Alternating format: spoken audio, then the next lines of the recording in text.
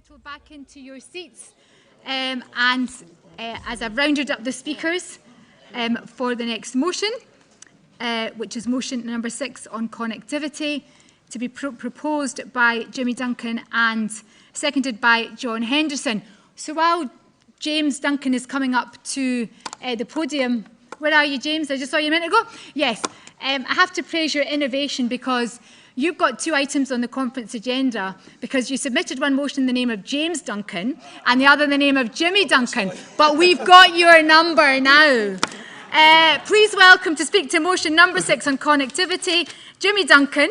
Which do you prefer, Jimmy or James?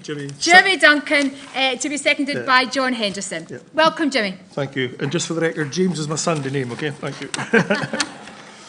Okay. Hi again, conference. Connectivity is of vital importance to us, no matter where we live.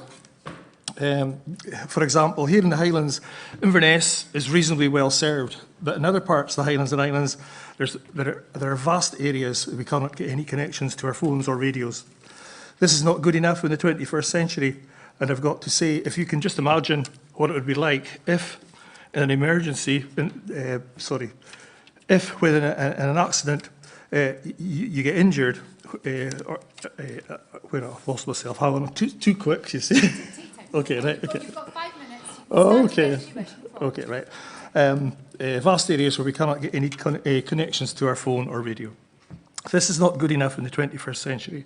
And I've got to say, if you can just imagine what it would be like if, when in an accident, you get injured when you are in one of the many areas without any connections to the outside world, the delays in getting help could be fatal. Not only that, we have our children who live in these more isolated areas, the education to think about, as much of the schoolwork needs a lot of time spent on computers and phones to complete the tasks before them. Also, when buying goods online nowadays, you sometimes need a verification code sent to your phone, especially with mobile banking. And if you have no or bad connectivity, it makes it difficult to access bank accounts and harder to purchase your goods online. Good connectivity will help many businesses become more competitive, making our Highlands and Islands workforce more employable and bringing in more money to our area. Health and safety are also concerns, and connecting to our emergency service in a quick and timely manner is essential in cases of emergencies like accidents at work. So I say let's commit to this motion and make it work. Get the government to commit to a connectivity plan that outlines their plans to improve connectivity for our remote communities, so we Scots living in these areas can be brought into the 21st century. Back to motion, please. Thank you.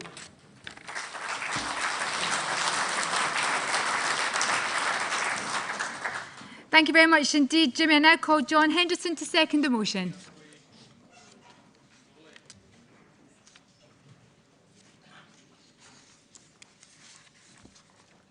Hello. Thank you. It's a pleasure and a privilege to follow Jimmy in seconding this motion. Good connectivity is not a luxury, it's essential. If we just deal with the telephone, as Jimmy has said, we need it for safety, we need it for just conversation, we need it for friendship, and that is for good mental health. We need it for healthcare. It's only a few months since I had another overnight in Regmore Hospital, and I've good connectivity where I live in Aviemore. But what a nightmare it would have been if I had taken ill again and not been able to get help. It is essential to have good telephone services. We need good internet connections. We need it, for example, for government regulations. The government requires us virtually to use the internet for doing tax returns, for passports, for licenses. As Jimmy has said, we need it for education. We need it to be able to do our own research as adults, not being educated, but for any further studies we're interested in. We need it for healthcare. Doctors are able to access CT scans, the x-rays and the reports using the internet. Can't be done without it. We need it for leisure, and that's not unimportant. I mean, I don't do online gaming. I rarely stream videos, but if you want to book trains, planes, holidays, you really need to have internet access as well. And for businesses, it's essential. Not only do our current businesses need good internet connections, but without good internet connections, we're not going to be able to attract new businesses. As Jamie said, that there are many places in the Highlands that don't have good internet connections, and other countries are managing it. Finland, sparsely populated many parts, Norway, it can be done, and it should be done. But I want now just to deal with one other particular problem that I've become aware of fairly recently. And I think we all know people who still depend on conventional analog phones. The signal comes through a copper wire, your phone plugs into a BT terminal, and it works. And it's simple, it doesn't go wrong, and it continues to work in the event of a power failure. So they're great, that's wonderful, isn't it? Well, it's not. In the pursuit of more massive profits, BT, in collusion with our wonderful Westminster government, is going to remove conventional telephone access. The process has started and is due to be completed by the end of 2025. No time from now. So people who think they have good, simple telephone access are not going to have it. Ofcom has promised some fixes. They're going to try to get equipment for people. They're going to try to get a router into which you'll switch a digital phone. But without good, high-quality digital lines, it's not going to work. It's going to be, that equipment is going to be as useful as a chocolate teapot. So are we reassured by Ofcom? I don't think so. So what we're facing now is really an emergency in terms of the connectivity for people who have depended on analogue phone lines. So what's the Scottish Government doing about it? Does anybody know? I haven't heard at all. I actually think that the Scottish people need ALBA party to raise and fight for these issues because nothing is happening from the Scottish Government. The solutions that are being proposed by Ofcom, they may well work in London, but I don't see them working in much of the Highlands. So we need to act now, and we need ALBA party, as I said, to help look after the people. So what we're facing now is a situation where we may continue to see avoidable deaths, and we may see further detriment to our industry. The problems that have been raised in this motion are both essential and urgent, and I commend this motion to you. Thank you.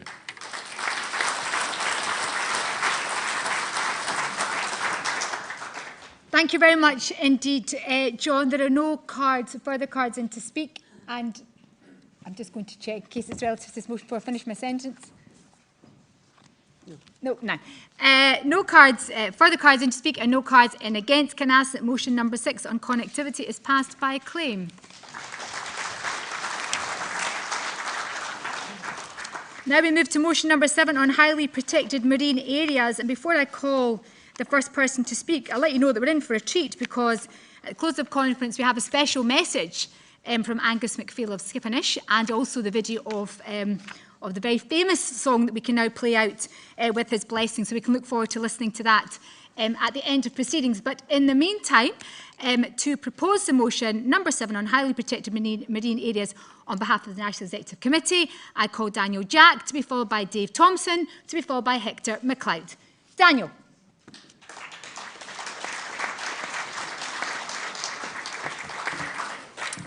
Good afternoon, Conference. I'm privileged to have been asked by my NEC colleagues to move this motion on what is a critically important issue for our rural and coastal communities. On those occasions when I have been fortunate enough to be invited to participate in Through a Scottish Prism, Roddy has referred to me as our favourite diplomat.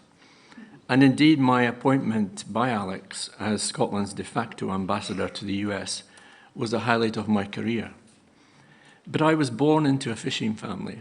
I was raised in a fishing village. I started my working life as a fisherman, and I also served for a number of years in the Sea Fisheries Inspectorate. So I know a little about this subject. I'm incredibly proud of my heritage because it made me who I am. But here's the thing. You don't need to have a similar background to mine or an in-depth knowledge of fisheries management to understand what this is really about. Because it's not really about protecting the marine environment.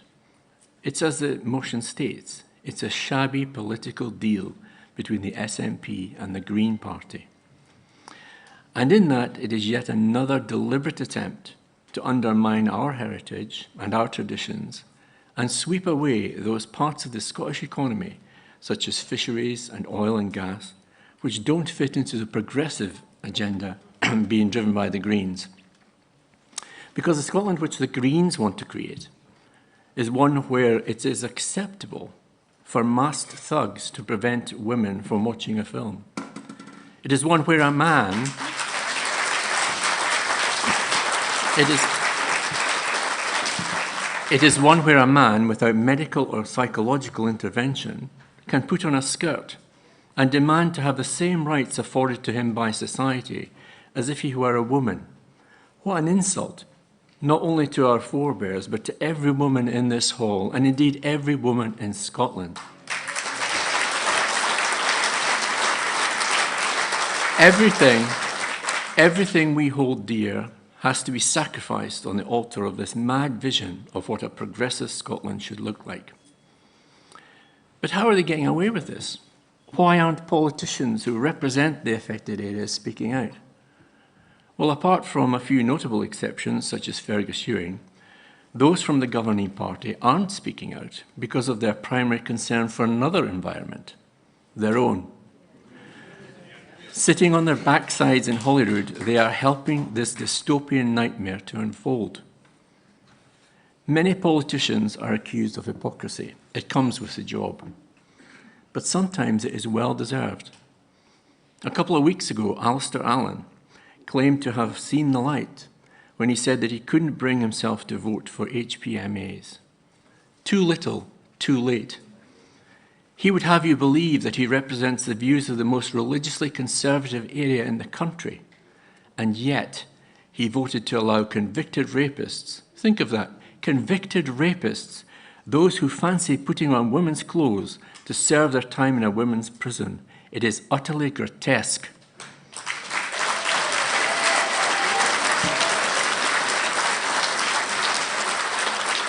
He demeans the principles of representative democracy, and I sincerely hope that he, Marie Todd, and all the other enablers of the Green agenda are sent packing at the next election. Conference, we are told that HPMAs are a red line for the Greens. Well, that's something we can all agree on, because they are indeed a red line. We have had enough of this nonsense, thus far and no further. Conference, in approving this motion, let's send a clear message to the Greens and to their allies that we will not allow them to destroy our heritage or our rural or coastal communities. We will not allow them to attack our principles or our standards or tear down the Scotland which generations of hard-working, honest Scots helped to create. In the independent Scotland which we will build, the only place for the Greens will be rotting on the compost heap of history. Please support the motion.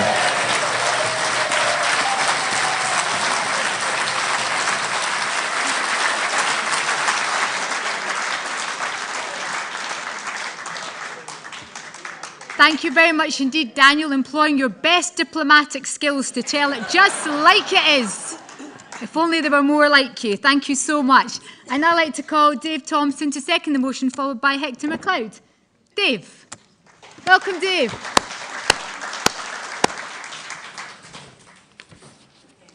Well, good afternoon, Conference. Fáilte Guin ar Níos. You're welcome indeed. This motion is one of the most important, I believe, that ALBA will ever consider, as it gets at the heart of what we want our new Scotland to be. A country that reverses the trend of centuries of oppression by the rich and the powerful, be they from London or Edinburgh or just up the road. Not only are the Scottish Government's proposals for highly protected marine areas poorly researched and unsoundly based, risking the livelihood of thousands of families in fragile coastal communities, but they display an ignorance of the reality of life in our rural, remote and fragile communities. I'm from Lossie, just along the coast, a Lossie loon for a fishing town, a town that lived and thrived on fishing, but which is now harbour which is now full of yachts, a harbour gentrified beyond recognition since my youth in the 50s. The fishing was destroyed by an inflexible and bureaucratic EU common fishing policy, which paid no heed to local communities and their needs. And that is exactly what this ill-thought-out HPMA proposal will do to what is left of our fishing communities, particularly on the West Coast. I also lived in the Western Isles for 10 years and had the pleasure of campaigning with Donald Stewart, the first SNP MP elected in a general election. In 1970, Donald would be horrified that the party which he gave his life to is proposing such a disastrous legislation which will destroy the livelihoods of so many in the islands, which gave the SNP their first general election victory all those years ago.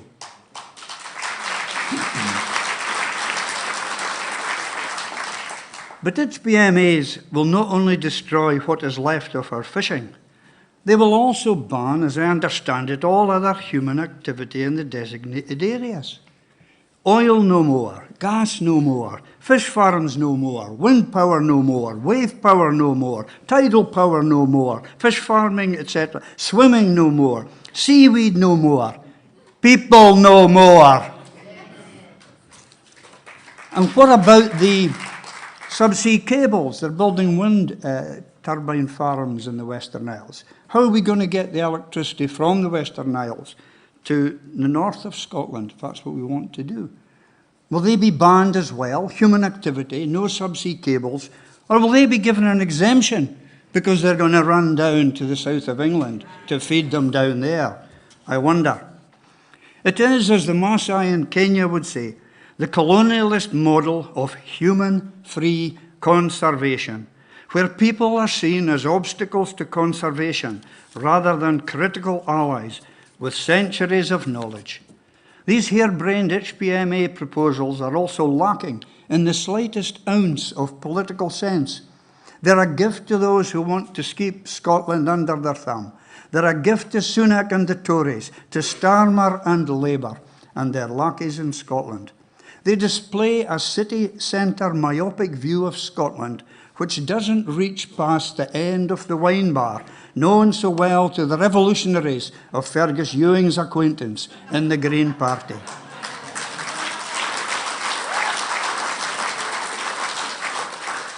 To finish, I can think of no better way than to quote the words of the song by fisherman Donald Francis McNeill in Skipponish. It's called The Clearances Again. My song marks a fight for survival, a Mayday call we cry. We will stand for the rights of our children. We will not let our islands die.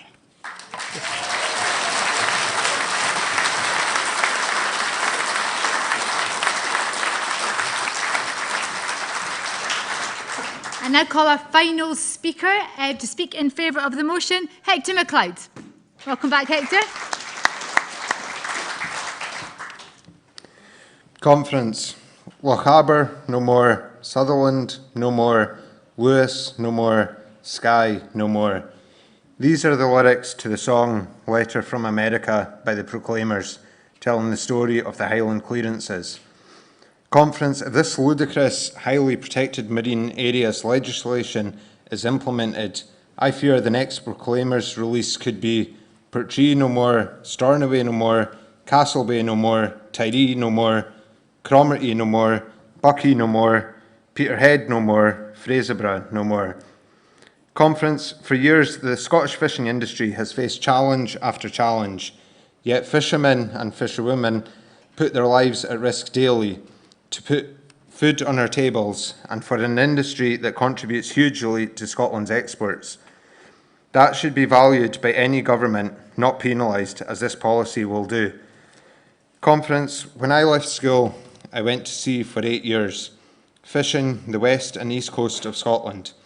These were 8 brilliant years that I learnt many valuable life lessons in, and I wouldn't change them for anything.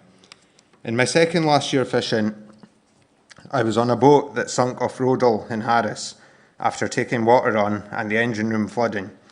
Luckily, there was a nearby boat fishing in the area and we all got off safely. But once we had got off, we watched as our boat bobbed about for a while and then she started going down. Conference, I can still see the boat going down, and the speed it went from bobbing about to being completely submerged still sends a shiver down my spine. I tell this story as I fear this is what will happen to the fishing industry if the HPMA legislation as it stands is implemented. The industry might survive a wee while, but then it will sink, and it will sink fast. And Conference, if the fishing industry on the West Coast is killed off, and that's what this legislation is doing, it will be another step, possibly the biggest we've seen, towards what many of us from the Highlands and the Islands have been fearing of being forced from our lands again through a modern-day second clearance. We must stand up for our fishing industry and oppose this latest attack on it, and we must stand up for the people of the Highlands who are still recovering in many ways from the last clearance, and I'm not sure it could survive another. So Conference, please pass this motion and oppose these ludicrous proposals for the industries, for the communities and for the people. Please support the motion.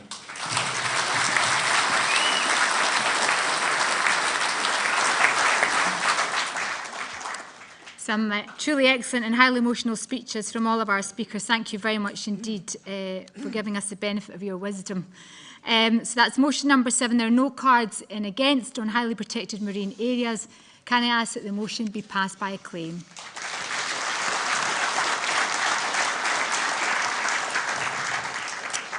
We now move to motion number 8, trial by jury, to be proposed to be...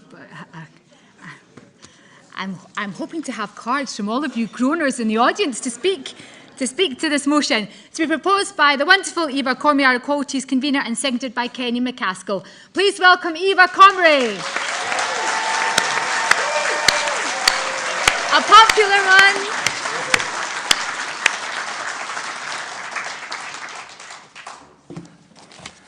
Thank you for that lovely welcome.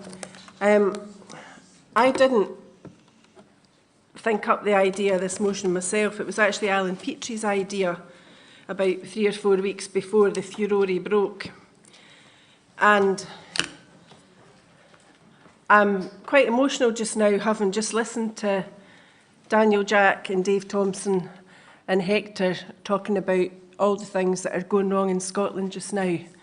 And if you are, in your heart, a Scot, and somebody asks you what you're proud of, what it is to be a Scot, then the dearest aspect of being Scottish to me is justice. I like justice.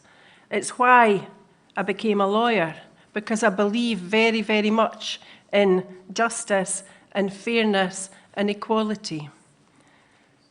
And it is really important that we understand today that our justice system is currently in jeopardy, just the same as the lifestyle of the Highland and Islands and the coastal areas that Hector and Dave and Daniel spoke about. Our values, those foundations, our morals, our beliefs, our views are no longer as sacred as they used to be, because unfortunately, as the last few weeks and the last few months and the last few years have shown, we are governed by fools. Fools.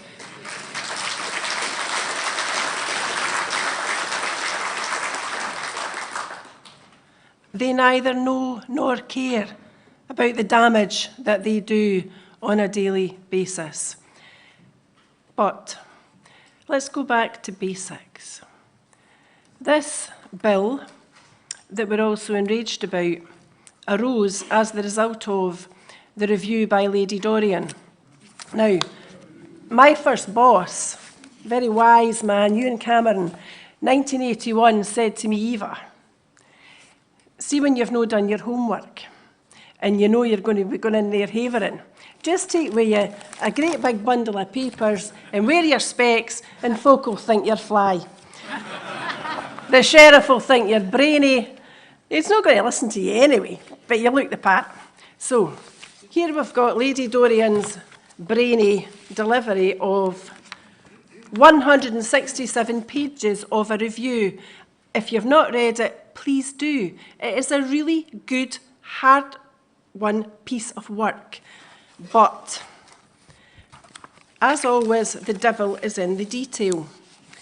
Lady Dorian did not recommend, and her group did not recommend, the content of this bill as it relates to jury-less trials. And I'll read to you specifically the recommendation. It's on page 118. Now, there was a split decision of the review group. The defence lawyers in the review group who fed into it, whose views were heard, were totally and unequivocally opposed to the notion that we should ever have jury-less trials for these serious sex offences. But Lady Dorian's recommendation was consideration should be given to developing a time-limited pilot of single-judge rape trials to ascertain their effectiveness and how they are perceived by complainers, accused and lawyers, and to enable the issues to be assessed in a practical, not theoretical way. How such a pilot would be implemented, the cases and the circumstances to which it would apply, and such other important matters should form part of that further consideration.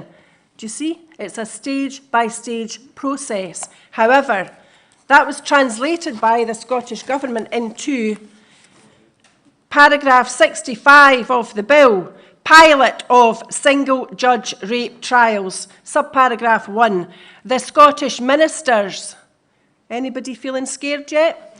The Scottish ministers may, by regulations, provide that trials on indictment for rape or attempted rape which meet specified criteria, whose criteria, who specifies them, are you scared yet?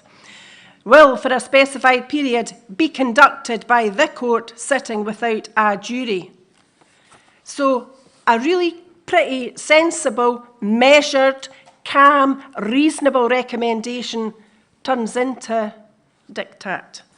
Now, we've been there before, and there is nobody in this room who remembers the debacle of the GRR or the named person or all the other stuff that can have any confidence whatsoever in that particular part of that bill, because we all know that the likelihood is there'll be a whip. But the reason why that review by Lady Dorian was set up in the first place was because it was understood that there were, within Scotland, very serious issues in relation to sexual offences and violence against women and girls. It's hardly surprising when we've got a government that can't define what a woman is, that we now end up in this set of circumstances.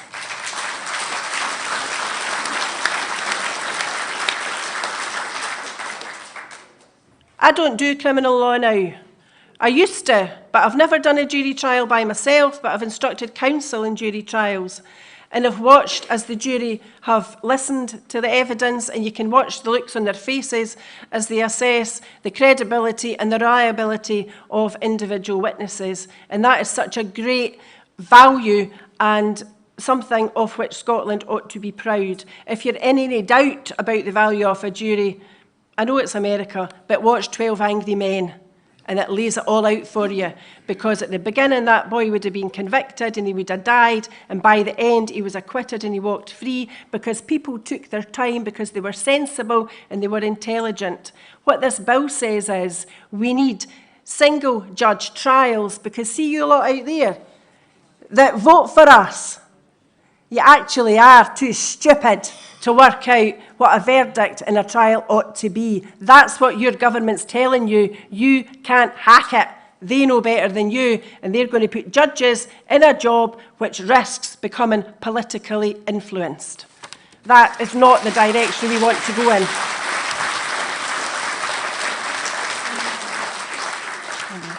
And finally, I thought rape crisis would have had an answer to Lady Dorian's review, and I was right, they do. They have a 3-page answer, and it's a good answer because what they talk about is looking after complainers and survivors.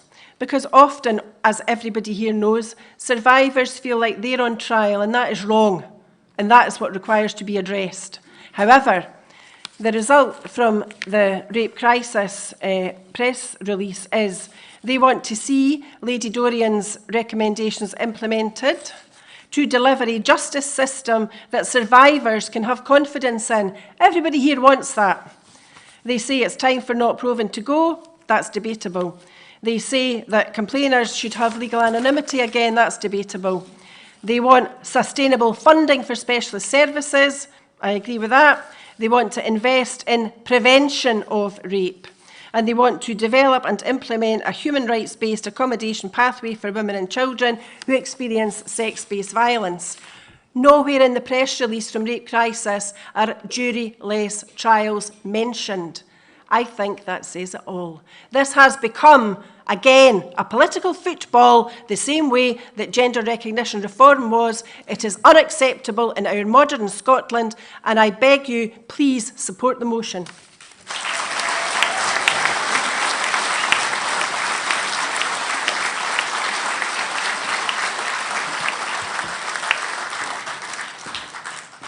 Thank you very much indeed, Eva. And to second the motion, I call Kenny McCaskill, who will be followed by Andy McCall, who will speak for the motion. Kenny. Thank you, Chair. There was one thing that Angela Constance said that I agreed with, which is that not all trials are jury trials. That's self-evidently the fact. Time and costs constrain that. If we were to have every trial as a matter of being dealt with by a jury, it would bankrupt us, and there would never be enough time or hours or minutes in the day to be able to conclude it. That's why it's called summary justice. But it's meant for matters where you face a far lower risk of imprisonment and where the level of imprisonment to the period is significantly less. For solemn matters, it has always been the case that it would go before a jury. Now, there are times where that is not possible. We see that in other jurisdictions. In Northern Ireland, they don't have jury trials because the paramilitaries precluded that. It's not just PSNI or Crown Forces that face a potential assassination, but jury members would. Even in the Republic of Ireland, they have gun crime that, thankfully, we don't have here in Scotland. But you remember a few weeks back the trial of a man called Gerard Hutch, who was accused of slaying in the Kinahan gang wars in Dublin. That was presided over by a panel of 3 judges, because in the Republic of Ireland, even in Dublin, not Belfast, they take the view that the level of violence makes it difficult to ensure a jury would either be tampered with or indeed face potential consequences. We don't have that in Scotland. We do have issues where people do need protection, but equally if we have issues, what we do is we move the trial from Glasgow to Aberdeen, from Edinburgh to Inverness or whatever. We ensure that we do not get jury tampering. And as long as that remains the case, then a jury trial must proceed. There was one instance when I did give consideration to abandoning a jury trial, and that was with regard to complicated fraud, because it's always, it seemed to me, that sometimes if you turned up as a juror, being involved in a murder trial, I don't like to say would be exciting, but it might at least be something that you wouldn't fall asleep at. But if you turned up for an MTEX fraud trial, one of these very complicated VAT trials, they are very complicated, very difficult to follow, run for weeks, and frankly, I always took the view anybody who became a juror in them, I felt sorry for them. And I remember speaking to the Lord Advocate to say, would it not be better to have a judge perhaps sitting with a lay assessor or 2, either a member of the public, but also perhaps an accountant or whatever? And the advice of the Lord Advocate was no. A good prosecutor, he said, should be able to get even the most technical or complicated thing into a manner that will be understandable by a juror. It might take time and it'll be an inconvenience for the jury, but that's their responsibility. We thank them for it to ensure they won't have to sit in another for a long time. but a jury will be able to do that. That's how it should be. We do not face the level of gun crime or the difficulties that the Republic of Ireland face. A good prosecutor should be able to explain to a juror what the situation is.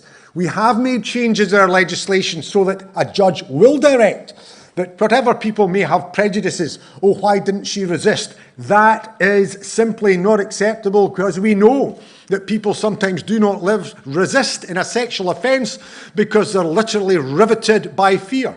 Nor do we allow it to be considered by a jury that there was a delay in reporting, because we understand that people are traumatised. So these fears that they have, that a jury won't be able to understand, they'll have the prejudice that she didn't resist or that she didn't report it immediately. They aren't allowed. And if there's other things that need to be addressed, they too can be brought and given to the judge to be mandating and telling the jury what the situation is. So that is the position there. This idea that it will have to be dealt with by a jury is simply because we have a view by some that a jury isn't capable or competent enough of making that decision. Well, if they're capable and competent enough of making the decision in a complicated VAT fraud, how are they not capable or competent of making that decision in a sexual or rape trial? If they're capable of making it in a very difficult, and we do have shootings and slayings and gangland crime, if they're able to put up with the threats and intimidation that might be in the atmosphere but won't be allowed to hit the sanctity of the jury room, how are we going to take it away from them there? It simply isn't on. The reason that we have difficulties in getting conviction remains that we still have the routine requirement for corroboration. That two police officers are required to say, that is the bootlace, and lo and behold, if they fail to get a second officer to corroborate the bootlace, then out it goes. That has been dealt with. All it requires is legislative will, but it was put on hold after Lord Bonamy brought up a conclusion, was paid 100,000 out of the public purse. That is how you address the manifest injustices that women and children and the victims of rape and sexual offences face. What you do not do is to take it away from your jury of your peers because you think that they're too prejudiced, too stupid, or whatever. This is coming from somebody not only who, as I say, who has gotten to the right law school, but seems to think that they went to the right school in the first place, one in which most of the people of Scotland don't get anywhere near because they don't have the wherewithal. This is entirely unacceptable.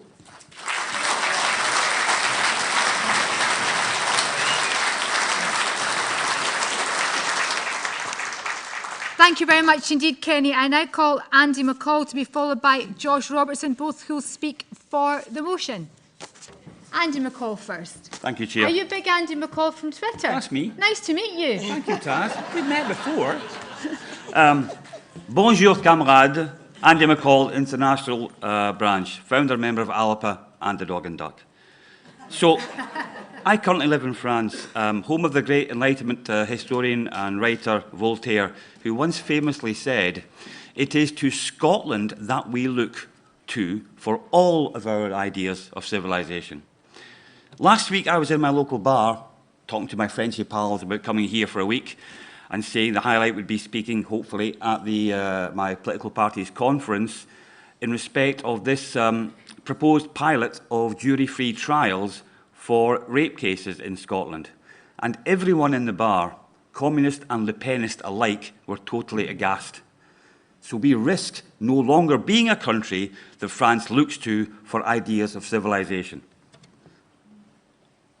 So apparently the rationale behind this bizarre Diplockian decision is to increase the rate of convictions. Surely that would place any judge in an invidious position? Here's a quote.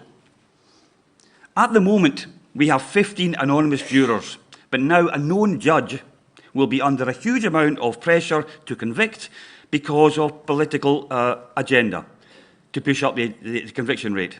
And those who do not do so will find themselves under a great deal of scrutiny." Not my words, the words of Thomas Ross KC, who famously offered lobby group chief Sandy Brindley her arse on a plate on the BBC's The Nine when this news first broke.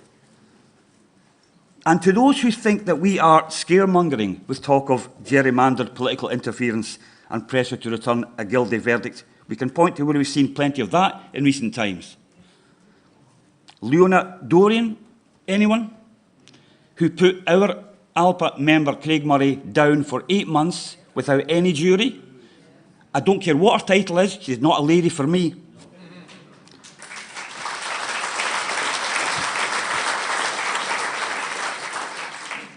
So when Justice Secretary Angela Constance, 29 days into the job, justified taking juries out of the picture due to, quote, the vast substantial body of evidence of academic work that shows the prevalence and stereotypes of rape myths that exist within juries.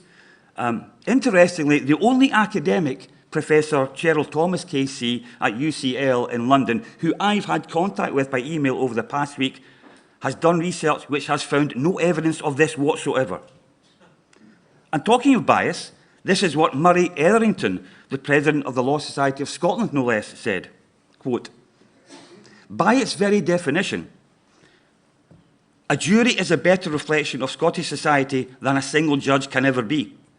Juries act as an essential and effective safeguard against unconscious biases that could unfairly influence trial outcomes. Undermining the foundations of the Scottish justice system is to increase conviction rates is a dangerous approach which will create a serious risk of injustice, end quote. Well, it's not as if this government has got any track record of not paying heed to safeguarding, is it? As the most senior female member at the Scottish Bar, Frances McMenamin KC, said in November last year when this was being first mooted, quote, retreat from jury trials is what Hitler did in 1933 and what China is doing just now in Hong Kong. Is this a club that we want Scotland to join in 2023?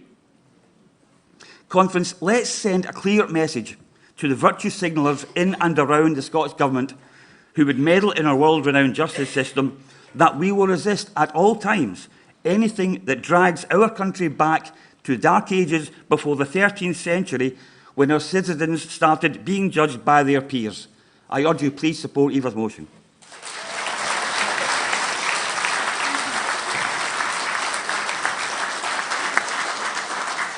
Thank you very much indeed, Andy. I now call Josh to speak for the motion. Josh Robertson, I beg your pardon, to speak for the motion, to be followed by Hugh Kerr, who's keeping us keen and alert, who'll speak for the motion. Great stuff. Josh. Conference, what a set of speakers to follow. If only the ALBA party hadn't been silenced in the 2021 Holyrood election, then we would have industry experts like Eva and Kenny leading our country's policies, not the current cabinet of incompetence that we see across the Scottish Government. This motion essentially boils down to 3 questions. Number 1, do we want to rip up over 1,000 years of rich Scottish legal heritage? Here's an example of that. In 1399, a General Council passed an act that required the King to hold a parliament at least once a year to, and I quote, so that his subjects are served by the law. Compared to this dangerous legislation being pushed at the Scottish Solicitors Bar Association calls an affront to justice. The Scottish Bar Association goes one step further and says no other civilised country dispenses with juries in such cases. Make no mistake, Conference, our legal heritage and trust built over millennia has been callously tossed away for political gain. Conference, we come to the second question. Do we want to keep with a rich Scottish legal history, or instead do we trust a failed Scottish Government that has only recently presided over the following fiascos? A failed attempt to reduce the attainment gap, a push led by the current Justice Secretary, the Calmac ferry fiasco where people here in the Highlands are losing their livelihoods to incompetence and deceit, the destructions of women's hard-fought rights, ripped up and spat on by both the GRR and the recent attempt to send a male sexual predator female-only prison. But rather than learn from these mistakes and hear the real issues that the electorate want fixed, we are faced with a situation where the same government is ploughing ahead against all legal advice and are abolishing the very cornerstone of Scottish legal heritage. So finally, we come to the third question. Who do we trust more to ensure justice in Scotland? Our peers and fellow Scots, or cabinet ministers and privately educated judges? Don't we trust the Scottish people that demanded in the Declaration of Arbroath that the King was accountable to the people? A Scottish population that foresaw the damnation of a hard Brexit and voted against it? A Scottish people that came so agonisingly close to self-determination in 2014? Do we trust these more than serial cabinet failures? So, conference, let's answer these 3 questions together and resolve action on this motion. Do we want to rip up over a millennia of proud legal heritage? No. Do we trust the Scottish Government to implement significant judicial change correctly? No. Or rather, do we believe that the people of Scotland are the only people to decide the fate of our fellow Scots? Yes. There we are, conference. We've done the hard work. Please support the motion. Thank you.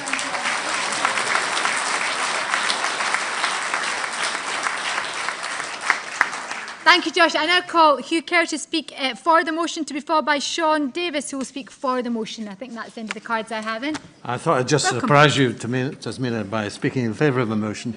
When it said on the card, what experience have you got for this motion? I thought back, quite a long experience in courts.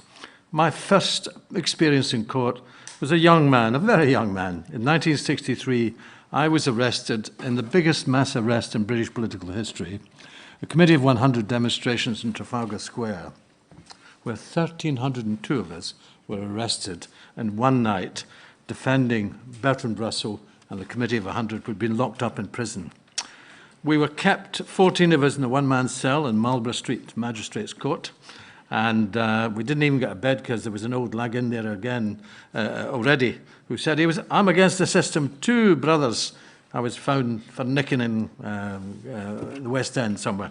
But the next morning, we were brought before a judge on their own, a magistrate, who refused to hear any of the cases we wanted to put, the arguments we wanted to put, and summarily fined us £5 for disobeying the Commissioner's regulation. I said, I refuse to pay, I want to go to prison. He said, no, we'll distrain your goods. I said, I haven't got any goods, I live with my parents. He said, we'll distrain their goods. I was experiencing a judge-led system. I was also Tommy Sheridan's press officer, and you can imagine that Tommy has a fair experience of courts. I was with him in the case, the libel case, when he proved that the News of the World were a pack of liars, and they'd written a pack of lies about him. And, of course, they tried to prove that Tommy's previous reputation meant it didn't matter.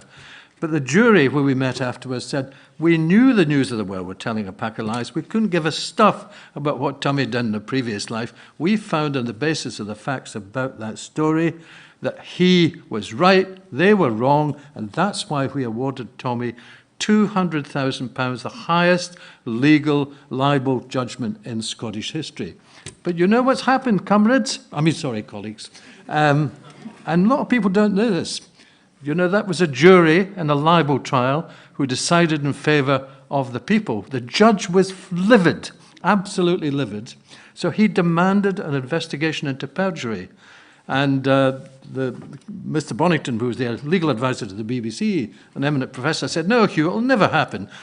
In courts, people tell the truth, they tell lies, the jury makes up its mind who it believes, and that's justice. I said, you don't understand. There are people in high places who don't like Mr. Sheridan and want him locked up in prison, and so it happened. But the consequences of that, and most people don't know this, guess what the Scottish Government have done about juries for libel cases? They have abolished them. Did you know that, Kenny? They have abolished juries for libel cases. So any future Tommy Sheridans who want to go and appeal to the people, you can't do it. They've already done it. The process has begun. They are removing jury trials for libel cases, and they want to remove it for this. And quite right, our members who mentioned poor old Craig Murray. It's quite clear that Lady Dorian, without that jury, which don't forget was a majority of women who judged Alex's case and who found him not guilty, who found him innocent, and by the way, the perjurers who lined up to try and put him in prison are still in the dark and still walking free, and some of them should be banged up on the grounds of perjury.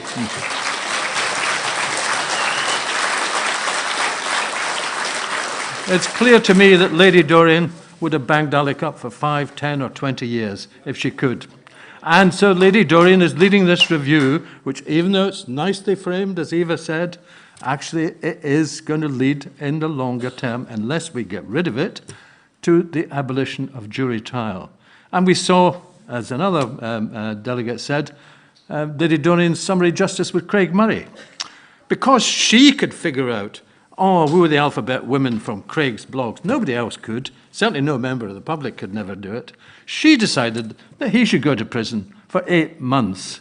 It was a disgrace, and I hope when Craig goes to the UN, and I hope you're all going to support his fund when it goes to the UN, it will be a disgrace in international worth. Scotland, the home of justice, the home of David Hume, is being treated by the SNP administration and turned into a disgrace on the international human rights side. We've got to stop this, and when we do, ALBA will get a big boost because of it. Thank you. And I call our final speaker, Sean Davis, will speak for the motion. Sean. What is a jury? Who's in a jury? It's your nurses, your doctors, and members of the public, and people that have been to university or had good schooling. The Scottish Government are now turning around saying that these people who save your life or, you know, give your bag of milk at the shop and stuff like that are now not capable of, you know, being able to judge things for themselves. Now, I had my 15 seconds of fame on Wednesday night on debate night, and I wasn't allowed to talk again. And that they brought up the subject of this trial as no juries, right? And I wish I could talk in it. But the SNP MSP, I won't mention names, was there, and she had no clue what she was talking about.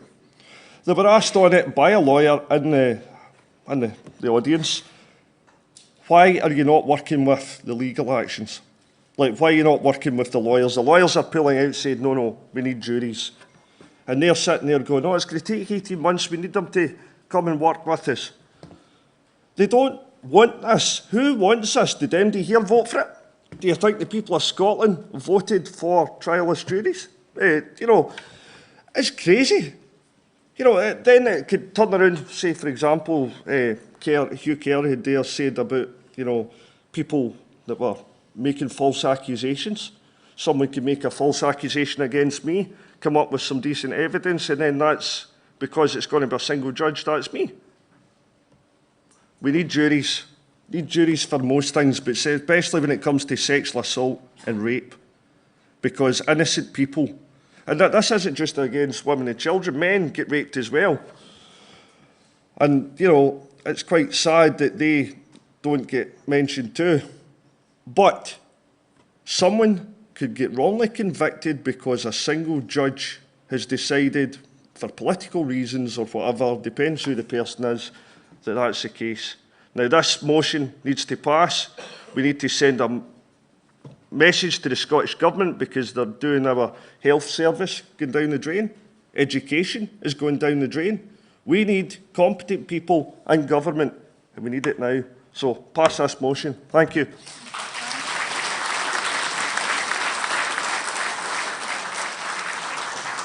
There are no cards in against, so can I ask that motion 8, trial by jury, be passed by acclaim?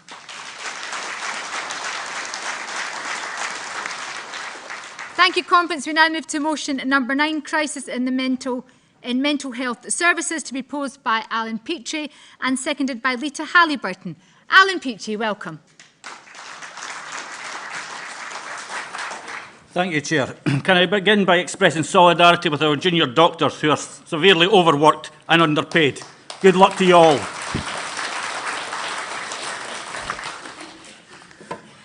Conference. For decades, our politicians have been talking about mental health, setting up working groups, then either ignoring their findings or just spending more money on a broken service. This will never improve the system until they admit there is a broken system that they are working with. The mental health system was fractured by the Thatcher policy of care in the community. First of all, she put no care into the system, then she destroyed the communities themselves. Depression and anxiety are two of the most common forms of mental health. If identified early, treatment through other means than medication is often beneficial, yet medication seems to be the preferred choice of many health professionals. Overwhelming evidence indicates that voluntary projects like the Ben Sheds Association and other similar innovations benefit the individuals suffering from these mental health conditions longer and better.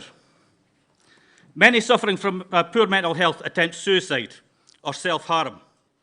Yet we now have ourselves faced by government and health professionals denying some conditions are actually mental health related, such as gender dysphoria. Even the World Health Organization have declared it's not a mental health issue. The reason they give for this is to avoid the stigma they face having mental health condition. But that statement does only one thing. It stigmatises everyone else with a mental health condition, and it's not acceptable.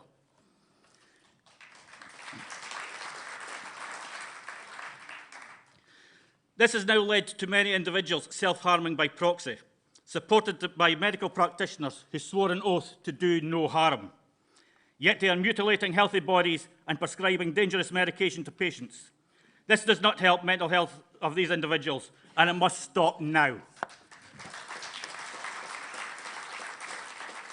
Conference, the time for talking on mental health is over. It is now time for action.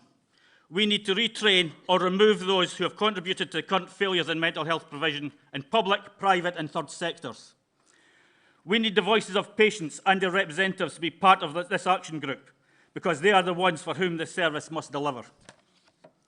We have deliberately called for an action group and not a working group, as we need a body empowered to put their findings into practice and not buried in a policy paper that never sees the light of day. While the action group collate evidence and formulate the action needed to fix the system, third sector funding must be re-evaluated.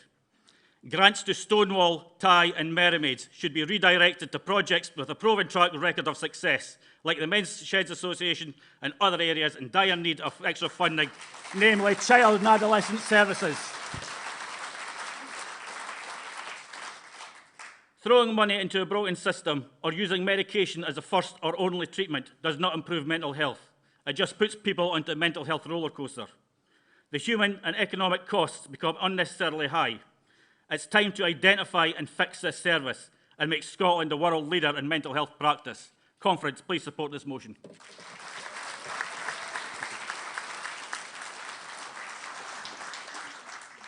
I now call Lita Halliburton, who will speak in favour of the motion, to be followed by Fiona Sinclair with the remit back, and I'll be asking for a seconder for the remit back to enable Fiona to speak. Hello, Lita, welcome.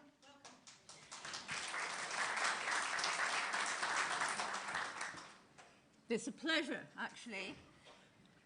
I'll stand beside the microphone. It's a pleasure to follow Alan, because there's always very little to have to say, except support that motion. But I've got a little bit more to say. I was thinking I would just sit up there and say, I second that motion. But actually, what I want to say to you is, there but by the grace of time, go I. I was reading today a young woman who experienced a lot of very serious mental health troubles. I find her really impressive because she's now recovering from having been given chemicals that castrated her and an operation that cut off her healthy breast. And it isn't a transition.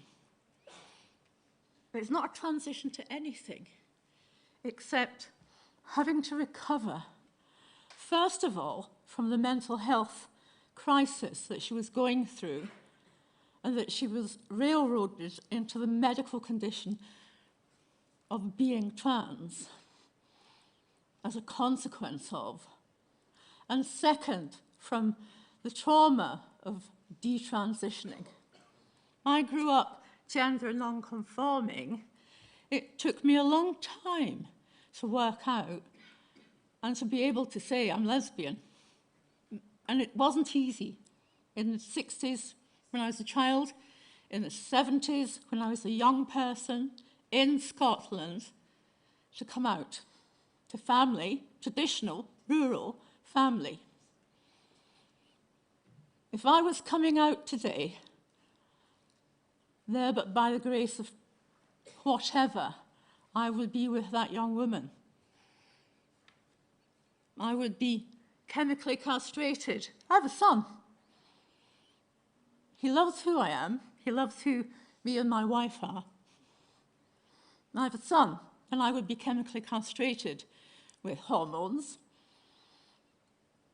We have a lovely family. We have lots of friends who see us as a family together. I've still got my breasts. They're quite large.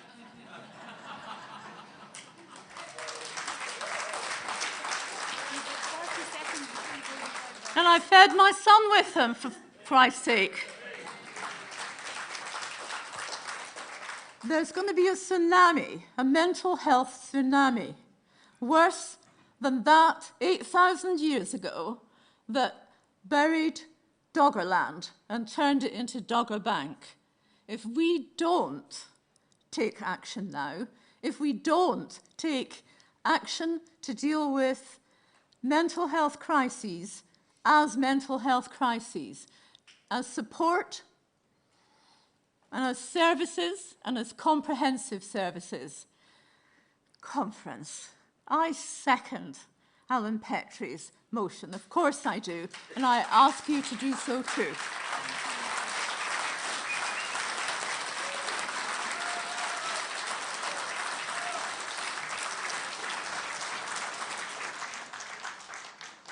Thank you so much, Leeton, for sharing such a personal journey with us. Thank you so much. Now call Fiona Sinclair for the remit back. Fiona, do you have a seconder from the remit back? Somebody from the floor? Anyone to enable debate? So, yes, thank you. Thank you very much. Yep, just in the front row there. I'll just declare a conflict of interest on your behalf because obviously Fiona sits on the Conference Committee that approved this motion, but of course you can speak as a member to remit it back, but it was approved on the agenda as Fiona was a member of the committee. Fiona. Okay, I'll tell you what's wrong with this resolution, and it's the wording of it. The system which is being talked about will not let you choose the personnel or the methods you want currently for mental health treatment. I'd just like to say that it's easy to criticise the work of people you don't like or you don't respect. It is much, much harder to point out flaws, logical fallacies and basic errors when you're faced with good, well-meaning people. But sometimes your conscience will not let you off the hook. Please bear that in mind as you listen to me. This resolution is well-meaning, but the solutions it proposes will not work, and I'll tell you why. First of all, proposing an action plan for the mental health system that involves the third sector, the charities, is unwise. They simply fit in with the system, however bad it may be. Their criticism is muted, their hands outstretched for the funds to keep them in a job. And it is so often the well-paid ones that matter to them, because only their senior people do deals with government. Third sector funding is opaque. Freedom of information requests do not apply to them. But the involvement of the third sector is not the worst feature of the mental health system, not by a long shot. Although many feel that they are a brake on achieving any degree of accountability. There are profound problems within Western mental health systems, and there have been for a long time. In the examples I've given, I've barely touched on the problems within the mental health system. To begin with, people experience mental distress. Seeing this as a disease state doesn't help them get better. It places all the responsibility for that distress on the individual, and it lets society off the hook. Not only is the current system failing people, it is actually making things worse, and in many cases much, much worse. The American science writer Robert Whittaker researched Western mental health systems over a 30-year period and found that the claims of curing mental illness were false. The rates of mental illness and the severity of that illness had actually gone up. In Scotland, there are now 20% of people on 3 psychotropic drugs. That's anxiolytics, antipsychotics, and antidepressants, and the largest amount of drugs going out is antidepressants. The guidance for the effectiveness of antidepressants is very questionable. Sorry, evidence for it, guidance is too, and is indeed questioned, and basically it questions and it has big withdrawal effects as well. Drugs can work, but very often they do more harm than good. But our current mental health system refuses to countenance dropping the central role that drugs play. There's a whole variety of reasons for that. Scientists whose careers are not dependent on the pharmaceutical industry have revealed that the drugs used in the mental health system can actually make that illness worse. To give an example, it's been found in several studies, including a very large study of 17,000 people in Holland, that antipsychotics can actually shrink the grey matter in the brain. And basically, they're ineffective in treating mental illness, you know, at best. The mental health system is fundamentally flawed because it relies on diagnoses based on symptoms that often bear little or no relation to the cause of an individual's mental distress, which are in turn based on a diagnostic Bible where diagnostic categories are voted into existence. The Scottish mental health system doesn't do a body count of those who commit suicide. A few years back, 58% of those who committed suicide were being prescribed at least one psychotropic drug. I don't believe that's changed particularly. And now research confirms that for far too many people, antidepressants are either ineffective or can actually precipitate suicide. No one had ever asked how many deaths there are amongst those receiving compulsory treatment within the mental health system in Scotland. I'm a full-time carer, but I did. The total number of deaths, excluding suicides, was 78 in 1 year. And that's just a one-off. They no longer count them. To give a comparison, over a 5-year period, 98 people died in the Scottish prison system, but they count those deaths. It shouldn't be said that deaths in detention are a basic measure of compliance. It shouldn't have to be said that deaths in detention are a basic measure of compliance with human rights. There is still, as I said, no annual publication of the number of deaths, and I would urge anyone who wants to know exactly how bad the system is to go to a particular website where it will lay out for you very clearly just what all the various elements of the mental health system are, from the guideline committees who decide what treatments should be given for what ailments, right the way through. And that is the Council for Evidence-Based Psychiatry, who can give you, there's a full breakdown of everything that is wrong with the mental health system. I urge you, if you want to find out about that, do that. But this resolution, well-meaning as it is, and I agree with much of what has been said, it simply is relying on the current system. The more drugs you prescribe, the more mental illness you will actually create. Depression should be treated with many other things. It is not really a mental illness. It's human misery. And we know what stops human misery in many cases. So let's do that. Thank you.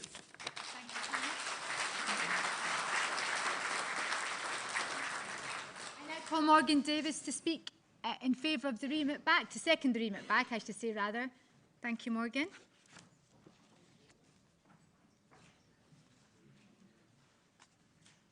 My battery's about to die in my timer.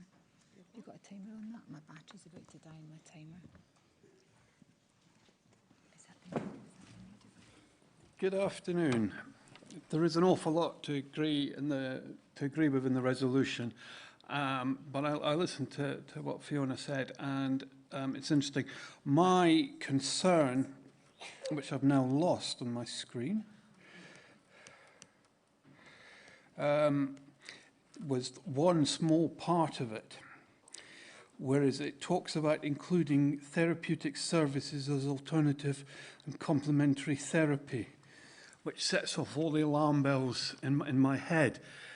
Many alternative or complementary therapies have no evidence-based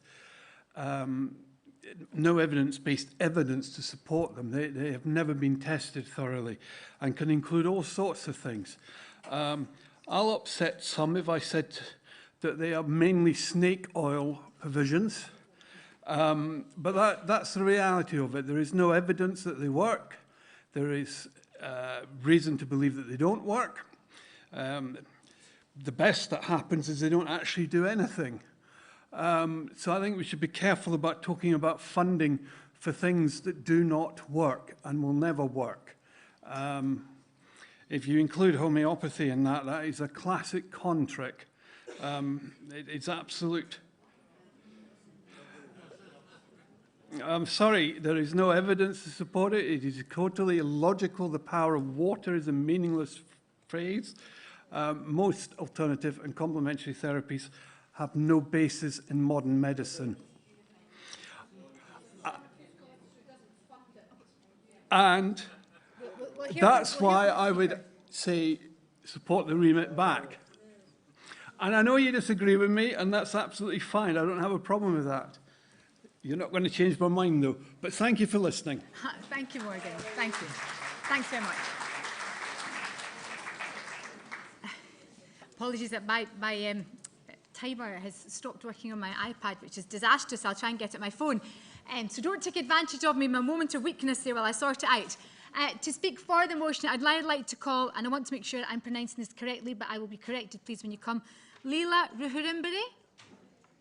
Is that, yeah, Leela? Correct me if I'm wrong. Welcome.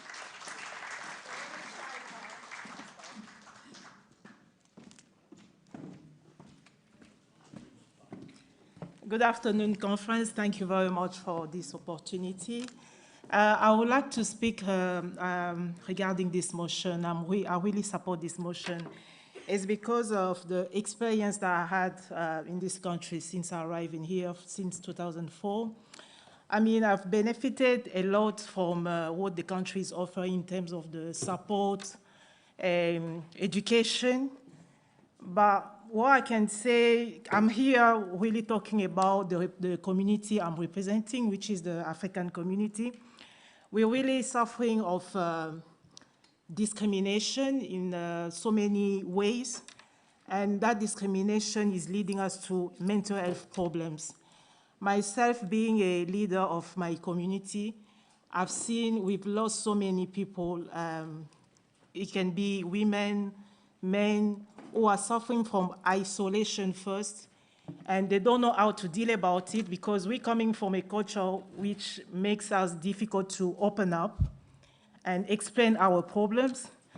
And the reason I'm supporting this motion is because I would like ALBA to tailor it to to suit the community that I'm representing, because we are a particular one, and to deal with us is it has to be like, if I can say, a special way of dealing with mental health issue with African people living in Scotland. And I'm not happy to see the way my own people are affected, even young people turning into drugs, women finding themselves alone due to breaking up, or even men as well. And even to go find the real, support is so difficult.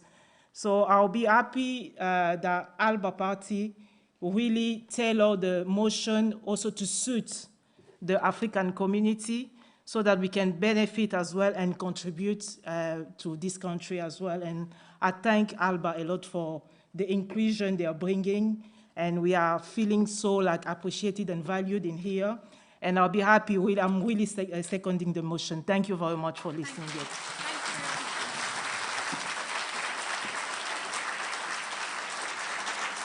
I now call Christina Hendry to speak in favour of the motion, to be followed by Dr. Andy Doherty, who's speaking in favour of the remit back.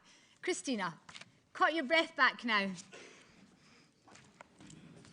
You'll be glad to hear I did not run this time, so we're all good. So I had something to say. I'd written quickly to speak about this, but first of all, I just want to address the remit back. As Taz said, I'm speaking in support of the motion, and I do appreciate Fiona's points, but I do think we should include third sector in the conversation.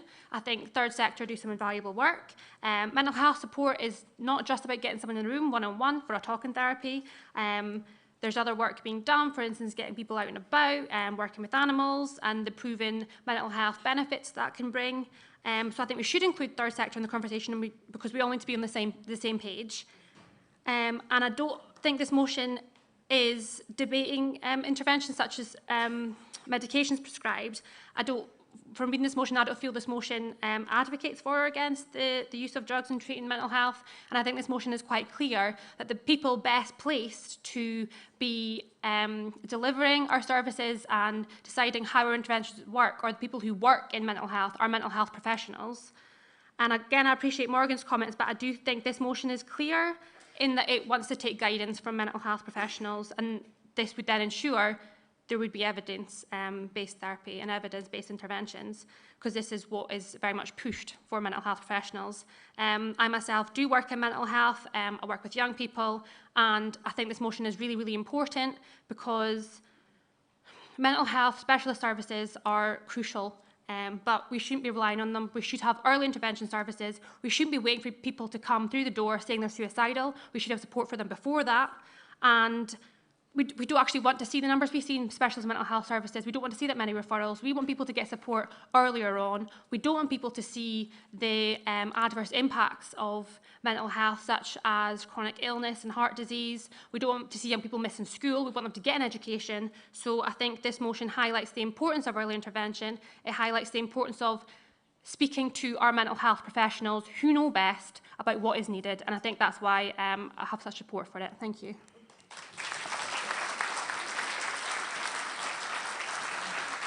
Thank you, Christina. I now call Dr Andy Doherty will speak in favour of the remit back to be followed by a final speaker, Sean Davis, will speak in favour of the motion. Dr Doherty. Thank you very much. Thanks. Hi, good afternoon, delegates. I wasn't actually going to get involved there, but I just felt moved, the spirit moved me up there to do something that I didn't think I would do. I have to speak to support Fiona and her remit back. About a motion that, in general, I was very much in favour of. But I think it's right for Fiona to point out that any extra resources that are delivered to the mental health in the fight, against mental ill health have to be very carefully looked at, because it's very likely that the extra funding and so on will go to propping up a system that's already awash, literally awash with toxic medications. Now, I know that is a controversial thing, and I know that medications have helped a lot of people, and that medications are sometimes valuable. But the level of usage of antipsychotics, antidepressants, and anxiolytics in our society are an unseen public health emergency. And I'll tell you that's my considered response, and I'm in constant dialogue with consultant psychiatrists who support that view. In particular, I'd like to just finish with the fact that almost 1 in 4 of Glaswegians, and I hope this doesn't say anything about Glasgow, are on antidepressants. Now, I can tell you, of those 1 in 4 people, both male and female, 60% of both male and females will be either impotent or unable to feel the fullness of married life. 60%, and that has been buried by both the psychiatric profession and the partners in the pharmaceutical industry.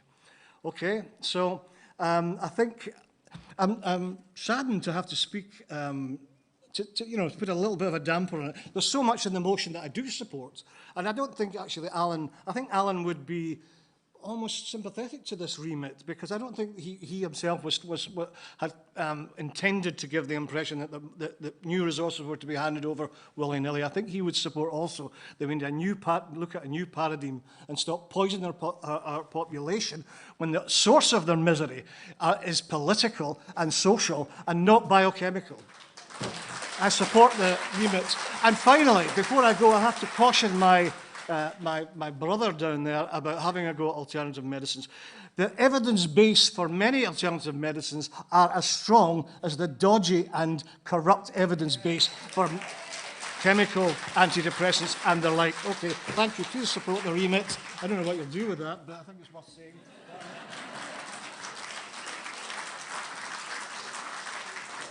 Thank you very much. I now call our final speaker, Sean Davis, who will speak in favour of the motion.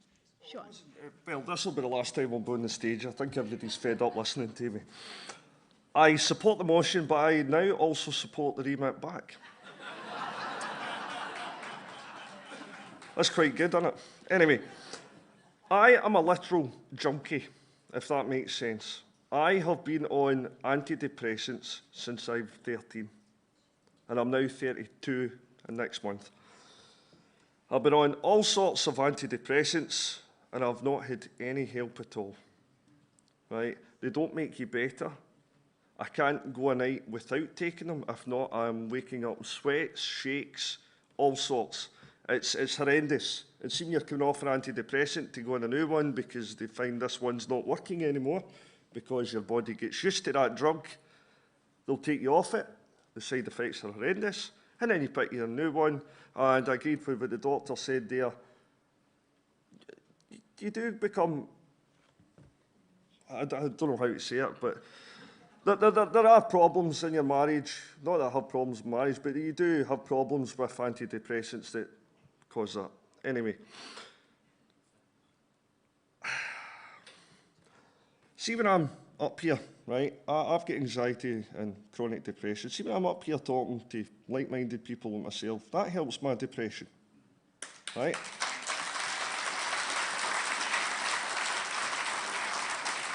I've got a rabbit at home. I'm a 32-year-old man. I've got a rabbit at home. That helps my depression. My cats help my depression. My kids help my depression. Well, sometimes, right?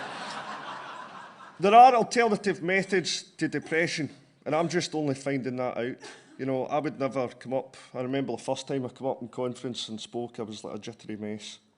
But these things help my depression. Now, if you figure out what helps the depression, I mean, I'm feared to come off these medications. But as well, see the stigma that you get from personal independence payment. Try to get that. If you're not on any medication, you don't get it. They think there's nothing wrong with you. So you've actually got to be on these medications to prove that there's something wrong with you. It's ridiculous. We need professionals to look in, stop the wasting money on medications and come up with something else to help people. They brought, what was it, dogs into schools to help calm children, stuff like that, to help them. Do it.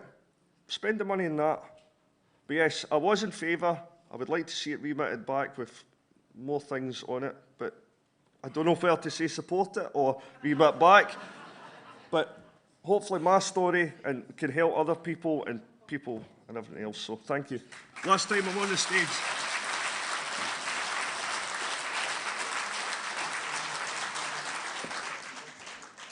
Thank you very much indeed, Sean, for another very personal story. So, yes, comments. We're now going to take a vote. I'm going to ask, can the lights be raised, because it's very difficult for me to see here, because we're going to have a vote on the remit back and then on the motion itself.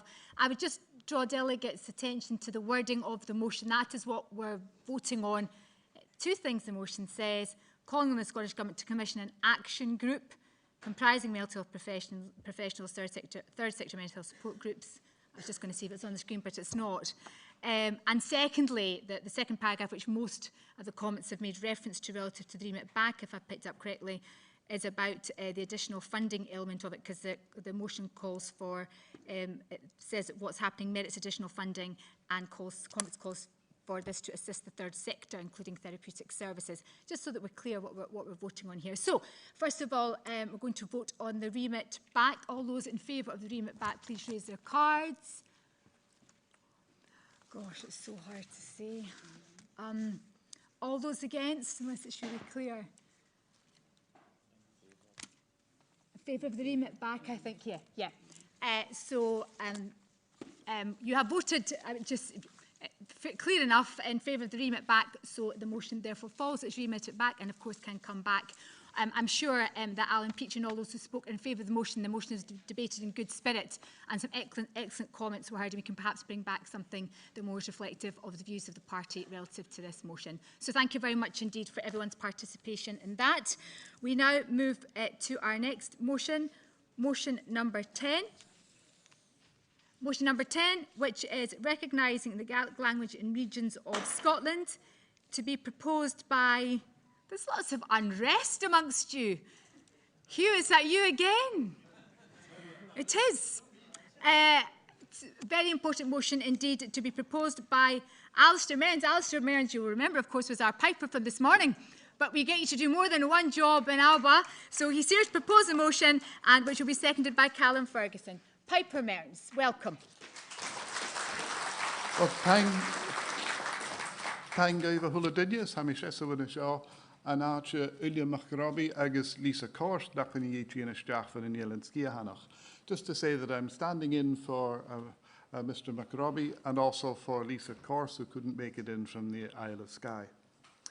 So, Han Colavers de Mulvig, Mönjige Gevarach Galara, Gerson Mön Lesaki de Gaelic, Gus Negarian, Dreiche rieket se budgeteiche a chastachig haar de bekken plianich in a galaf. Extra funding be found for the Gaelic Development Fund to correct the 30% real-term cuts to the budget over the last few years.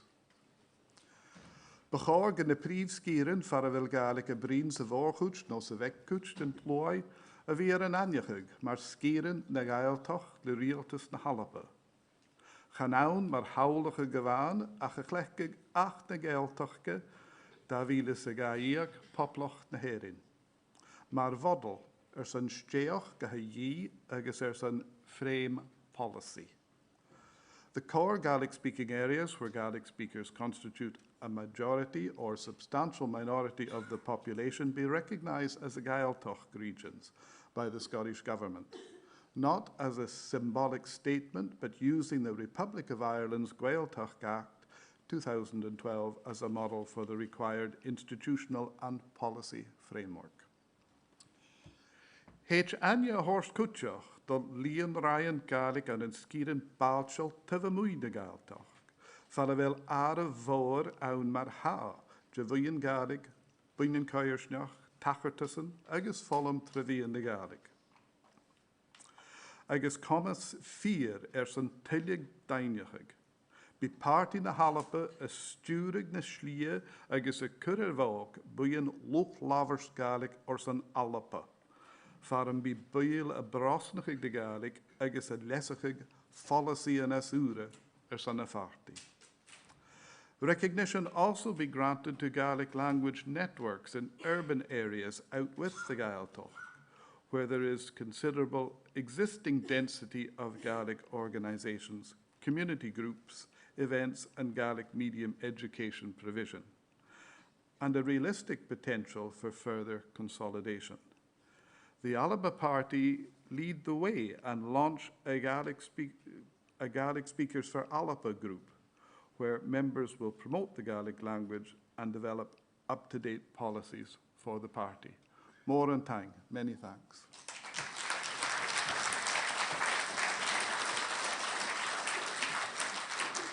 Thank you, Alistair. I now call Callum to speak for the motion, to be followed by Fiona Sinclair, who will speak for the motion. Callum.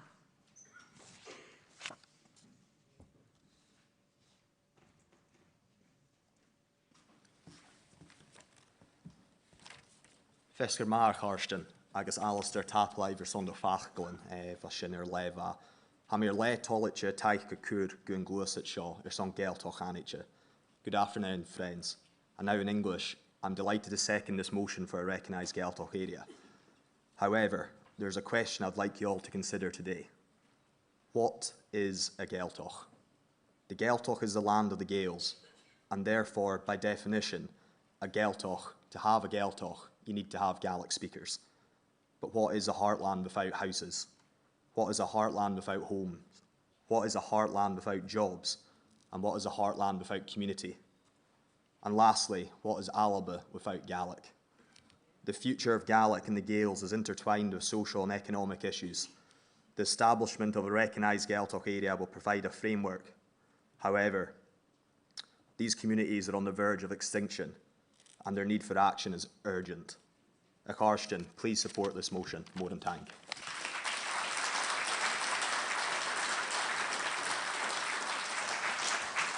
Thank you, Callum. I now call Fiona Sinclair to speak for the motion, to be followed by Josh Robertson, who will also speak in favour of the motion. Fiona.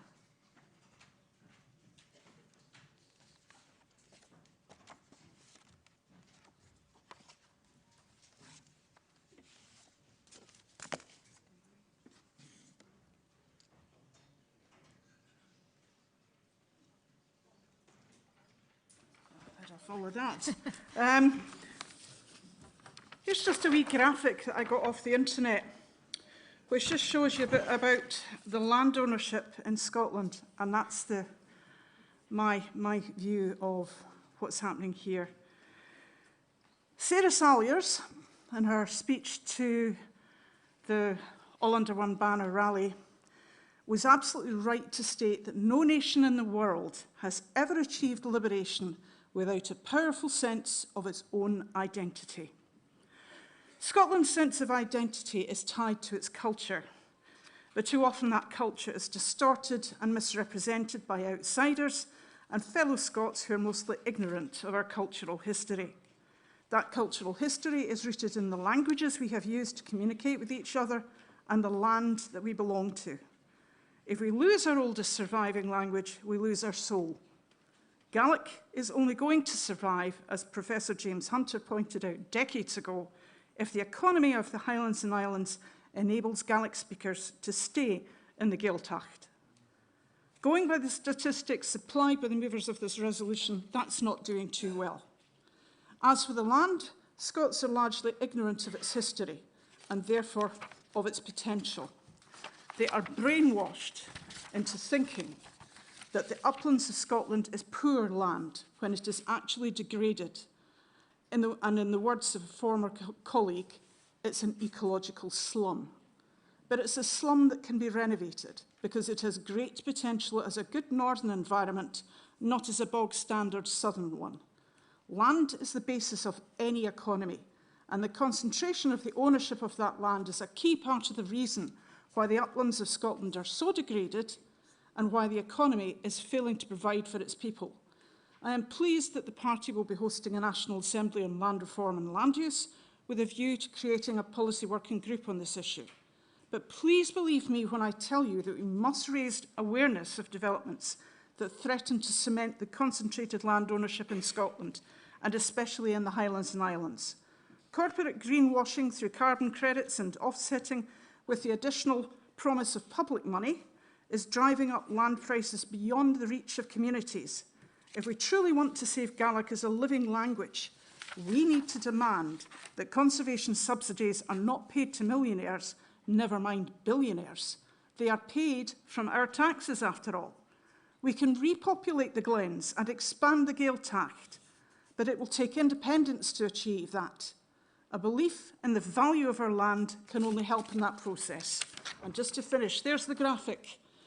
Over half of Scotland's private land is owned by just 432 people.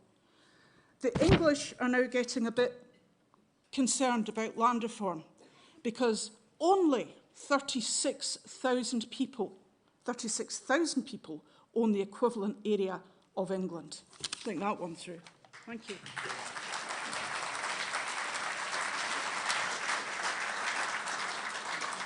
Thank you, Fiona. I now call our final speaker, Josh Robertson, who will speak in favour of the motion. Josh.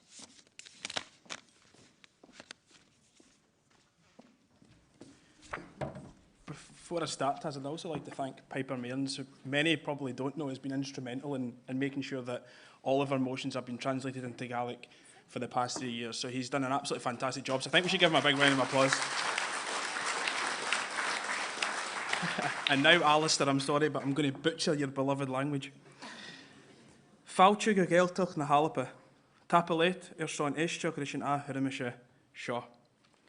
There is no more of an appropriate location to be speaking about our beautiful national language. We're less than 4 miles away. A near fatal blow to Scottish culture was struck at Culloden. Our language survived and has fought off more than one attempt to kill it, and it's an important thread of Scottish independence. I'm going to rhyme some of these attempts off. The Act of Union 1707 that made English the new official language of the country. The Education Scotland Act 1872, which made the primary language in Scottish education English. English schoolmasters were given permission and often encouraged to beat children who spoke their native Gaelic in school. The Crofters Holdings Scotland Act 1886, the infamous act that forced many Gaelic speakers off their land and killing Scottish culture and communities in the process. But in contrast, in modern times, no one has done more to revitalise Gaelic than our very own party leader, Alex Salmond. And it's down to his acts and actions that myself and fellow Ouija's had the opportunity to learn and advance our nation's native language. Our former First Minister's actions speak louder than words. The Gaelic Language Scotland Act, recognising Scottish Gaelic as an official language in Scotland, reversing a significant blow dealt by the Act of Union in 1707. Oh, conference to once again have a First Minister trying to dissolve that Act rather than inadvertently strengthen its grip on Scottish prosperity.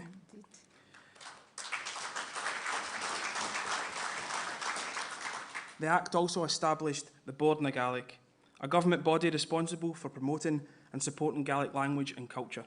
It also promoted the establishment of new Gaelic medium schools and the extra funding for our own Gaelic higher education facility over in the Isle of Skye. But now, as with most things post-Alex, the Scottish Government has let progress slip. Funding has been on decline, educational targets missed. Funding for the promotion of traditional Scottish culture cut to the bone. Anecdotally, in the recent update of signage in North Lanarkshire, the decision was made not to renew Gaelic street names. A sad indictment indeed. Conference, like our nation's freedom, the only way to truly revive Gaelic and get it moving in the right direction is to campaign for and successfully get our party leader elected once again to Holyrood.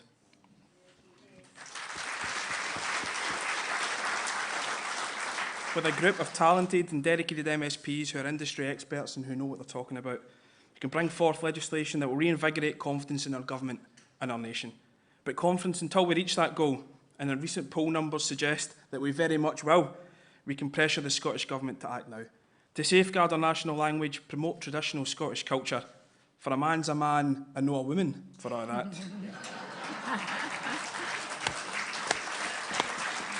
This motion allows for the creation of a working group to promote Gaelic language and arm our party with ideas and policies to safeguard our national heritage well into the future. So confidence, please support the motion. More than time. Another great speech for us, thank you.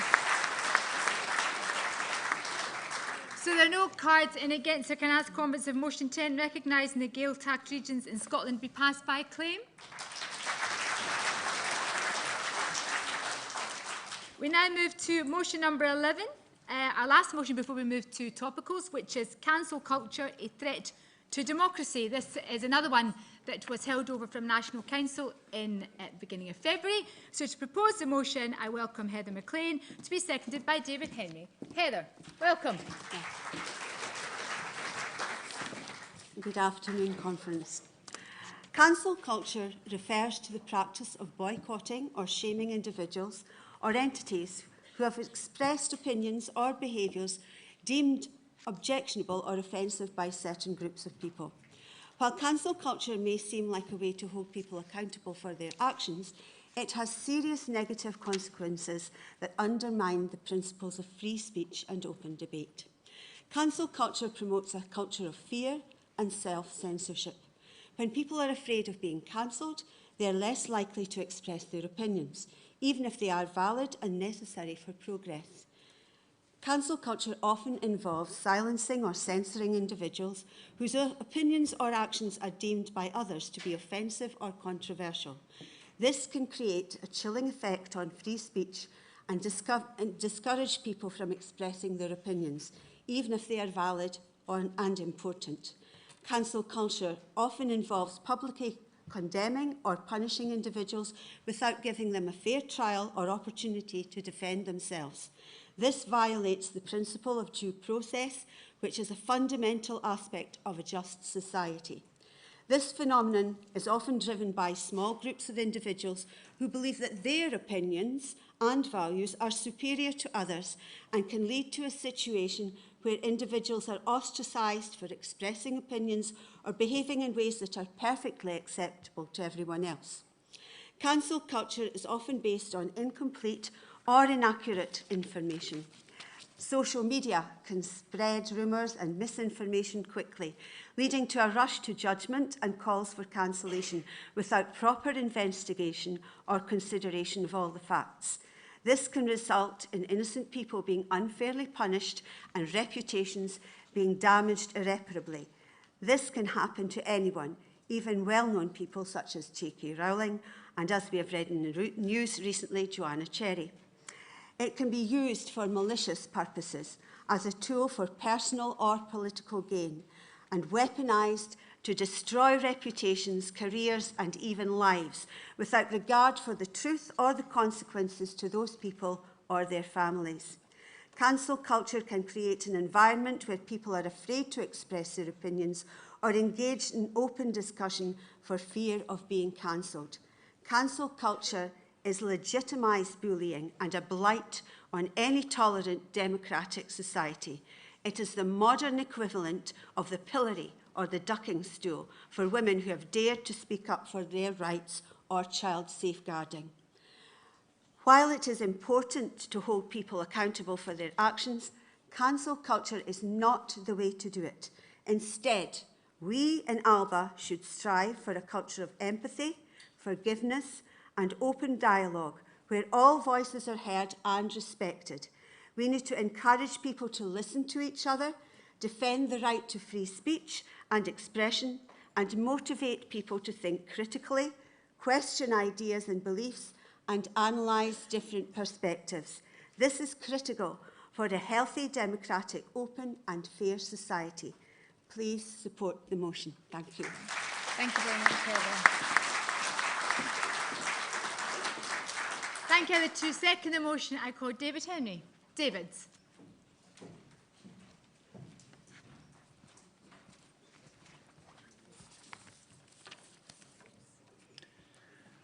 Conference. Firstly, I'm going to self-identify as a member of the ALBA youth.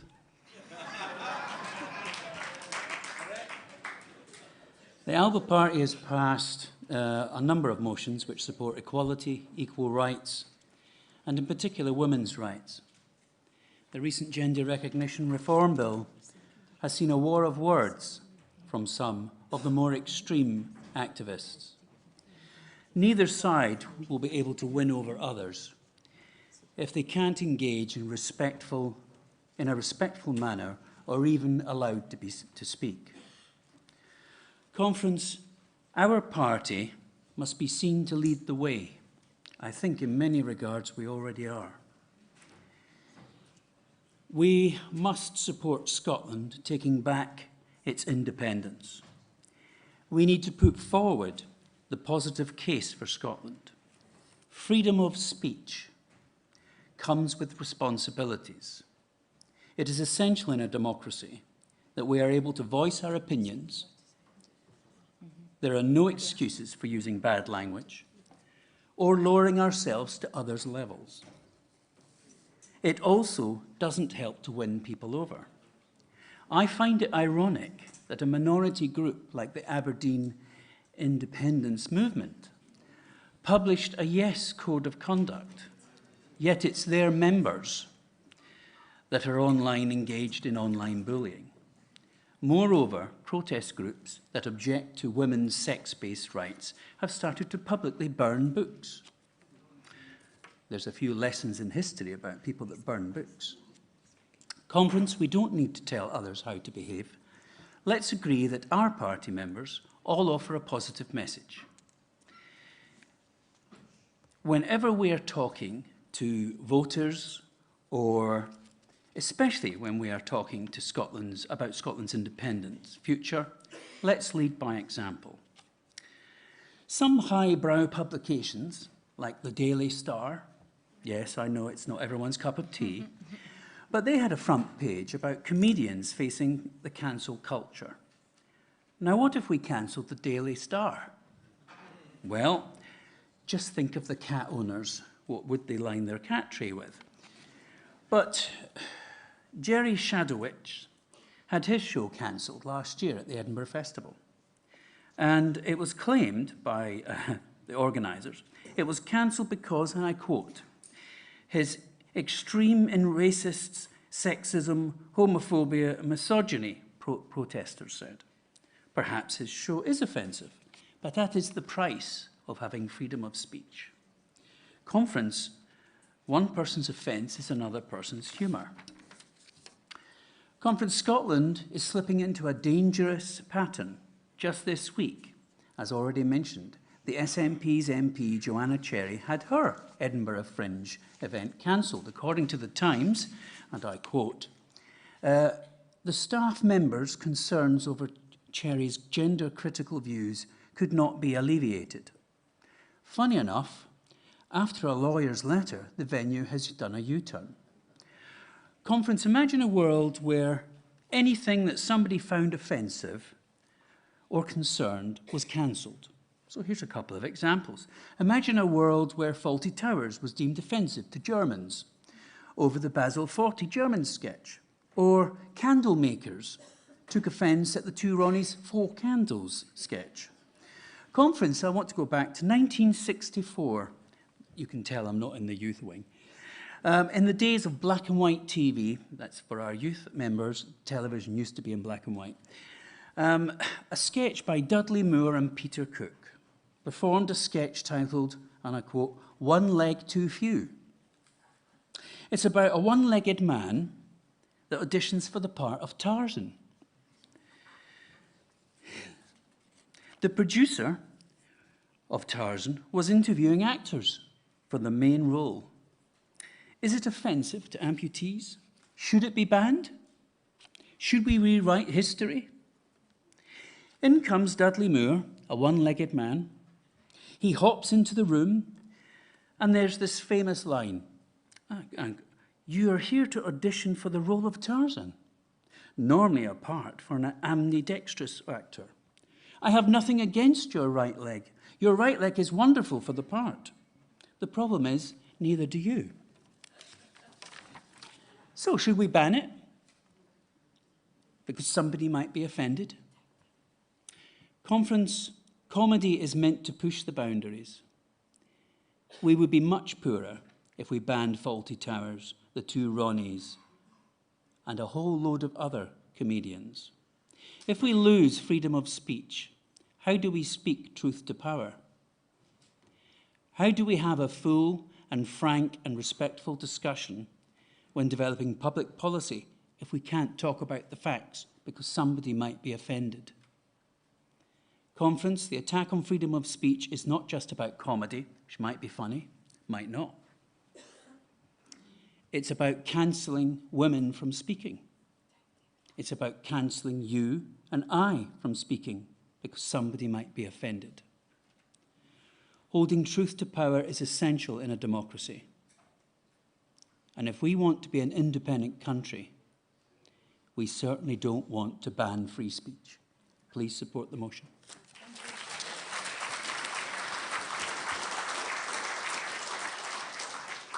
Thank you, David. There are no cards in against, so can I ask that the motion be passed by acclaim? Now we move to our topical motions, of which we have two. While people are just filing in there, we're going to put the first one up on the screen, which is on the very topical subject of Sudan. So while that comes on the screen so conference can see it and maybe enhance it so it's bigger, thank you very much indeed. Can I call to speak to the motion Donald Gillies, and the motion will be seconded from the floor by Christina Henry. Donald Gillies.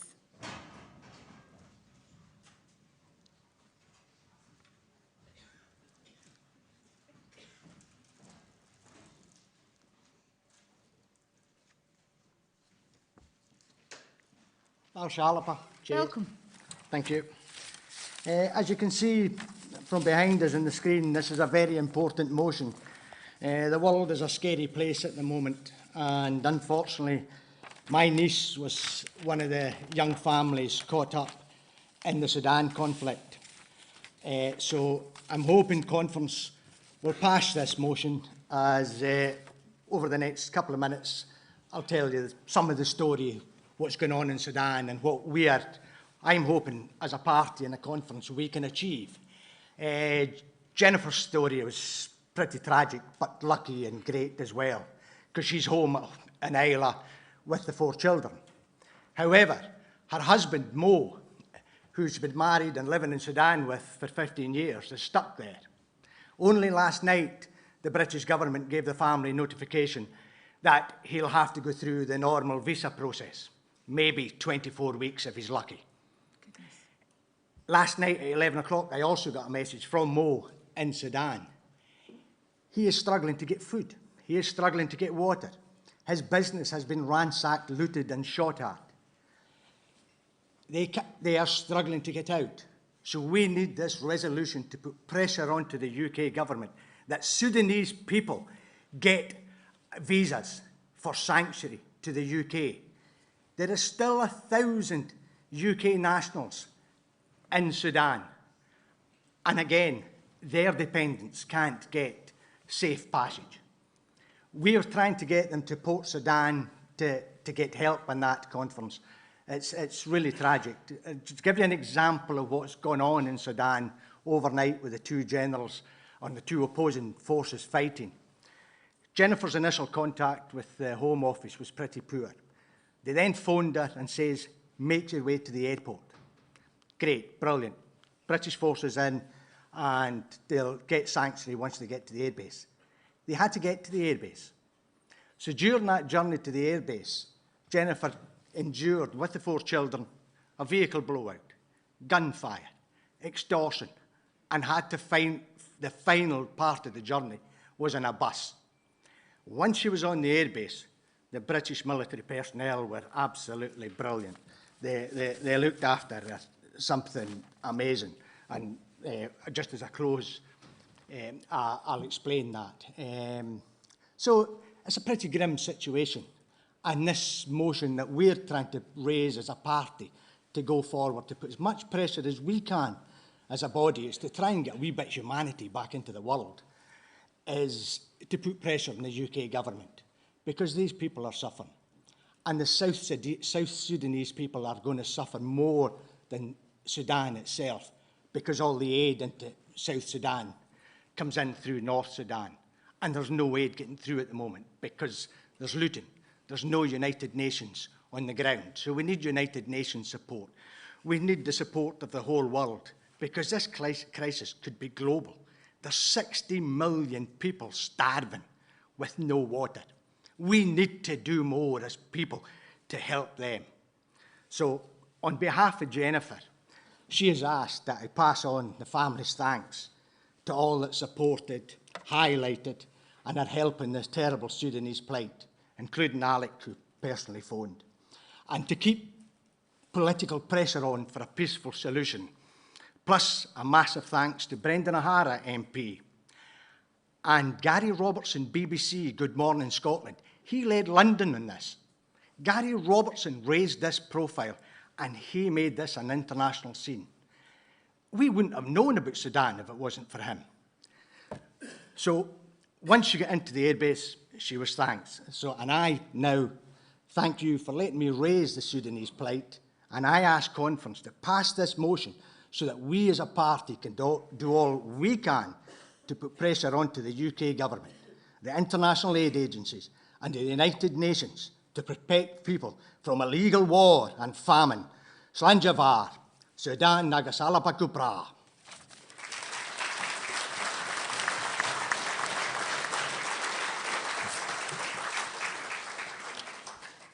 Thank you very much indeed, Donald. Thank you. And just hopefully conference can see, I just want to give the opportunity if there's anyone that further wants to speak for or against the motion. We have a seconder from the floor, but the motion is asking simply that we demand that the UK government open safe and legal routes for those fleeing Sudan to seek refuge in this country. Conference calling on the UK government to do what it can to provide aid to those who have bravely remained in Sudan. And finally, conference urging all actors involved to resume the ceasefire and come to the negotiating table to ensure peace so no more innocent lives are needlessly lost. So I have no cards in against nor any indications that anyone wishes to speak against the motion. Can I therefore ask that it be passed by acclaim?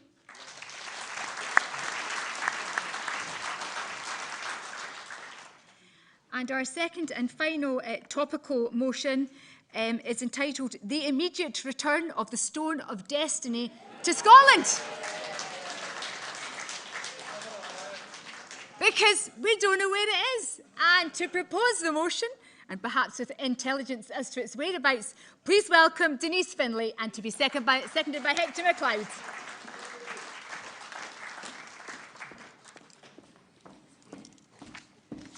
So, our stone. So, up until 1296, our kings were crowned on this stone. And the kings swore an oath to the people, because that's our sovereignty. And it's the people that the king swears an oath to. In 1296, the hammer of the Scots, called Edward, who was temporarily in charge in Scotland, but only temporary, took it, stole it and took it to Westminster, because what he wanted to do is he wanted to sit on it, because that would demonstrate the dominance of England over Scotland. So that's why he took it. Of course, he didn't stay in charge of Scotland for long, because William Wallace beat him, and we got our independence. But he kept the stone, and the stone was briefly returned, but it went back to the Abbey. And in 1996, the Tories, very, very worried because they were desperate to avoid electoral annihilation, gave it back, finally. So we get the stone back. Now, the British decide they need it down in Westminster for their coronation. Now, did they ask for the stone back, or did they just assume they were going to get it back? I don't know. But whatever happened, Humza rolled over. He shuffled along to the castle. You know, he didn't really know what to do with himself. He was standing there, not quite sure. But at least he had the grace to hang his head in shame.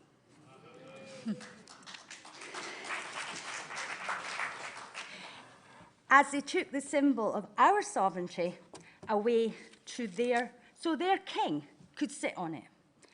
And the British establishment could swear an oath to the king, not to the people, but to the king.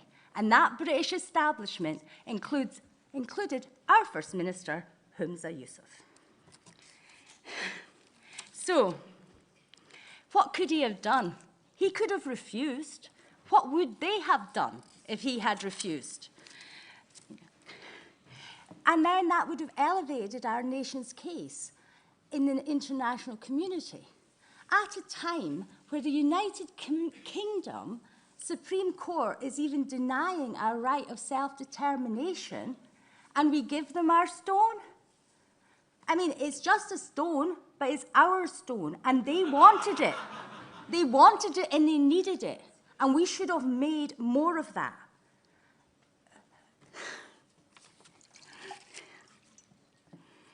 So, Humza didn't, of course, and he just let the symbol of our self-determination go down to England and crown the king. Instead, what Humza in effect said when he stood in the castle sheepishly watching the symbol of Scottish sovereignty being removed is, do what you want to us, take our oil, take our fish, take our renewables, take our stone. He did not stand up for Scotland. And someone that weak, that lacking in imagination and strategy, is never, ever progressing us towards independence, ever.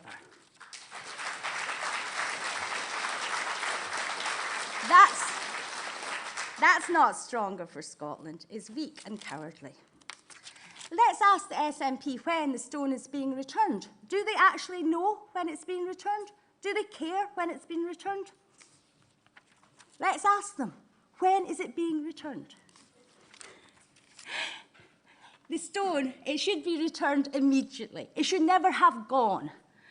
And we should take on a tour of Scotland so everybody understands, including Humza Yousaf and the rest of the SNP leadership. They understand what our sovereignty means, because they don't believe in sovereignty of the people. If they believed for one moment in sovereignty of the people, they would never have let that stone go down south to crown a king with not a murmur of dissent. Let's tour Scotland and let us show Scotland what sovereignty means. It is not begging Westminster for a Section 30, and it's certainly not begging Labour for a coalition. The stone represents the truth, and the truth is, it's the people of Scotland have the right to determine the best form of governance. It is in no one else's hands. Independence is in our hands, and in future, keep your hands off our stone. Please support the motion.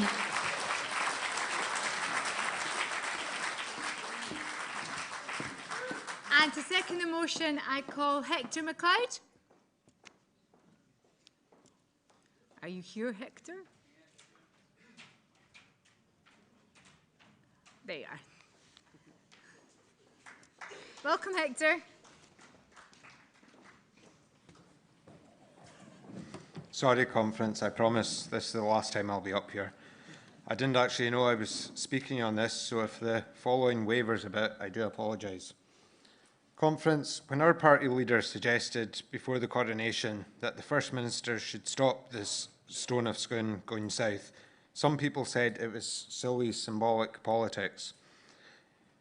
Conference, those playing down the importance of symbolic politics should ask themselves, why did David Cameron in 2014 demand the delay in release of this serious Outlander, in case it inspired us?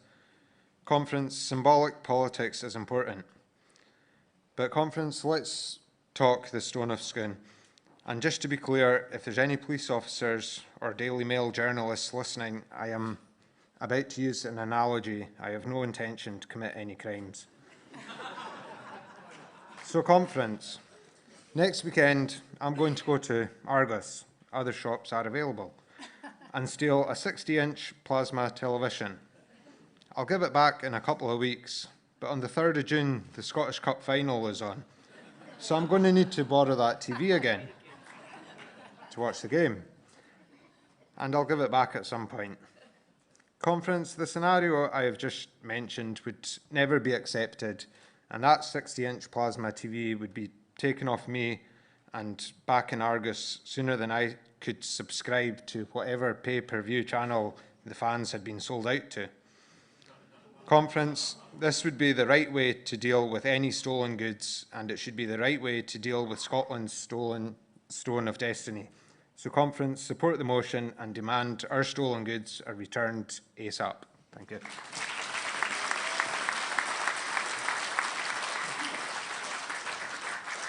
Thank you, Hector. There are no more cards in, so it's clear, conference is calling on the First Minister and Historic Environment Scotland to ensure the immediate transfer of the Stone of Destiny back to Scotland, to then commence a national tour of Scotland before taking up permanent place in its new Perthshire home. Can I ask that that demand and this motion be passed by acclaim?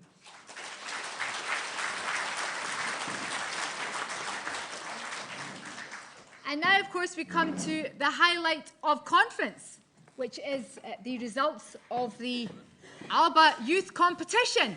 And to give us those results, I'm not sure what else you're expecting, and to give us those results, can I please invite ALBA Youth represented by, and I can't even see, Christina and Scott, you're joining her as well. Welcome. Yes. Hello again, conference. So I'm sure you've all been really, really eager to hear, first of all, the results of the quiz and also who won. Just to say, you all did quite badly. Now, this was supposed to be hard on purpose. We didn't want anybody to Google the answers, so it was hard on purpose, so please don't feel bad about that. And I'm also sorry to say we had to disqualify Alex Salmond for giving away one of the answers to the quiz in Kenny's first job. So we're taking that into account. I did tell my mum that Alex Salmond gave away the answer. She's on the door, Gail. And she said, who did he tell? And I said, the entire conference.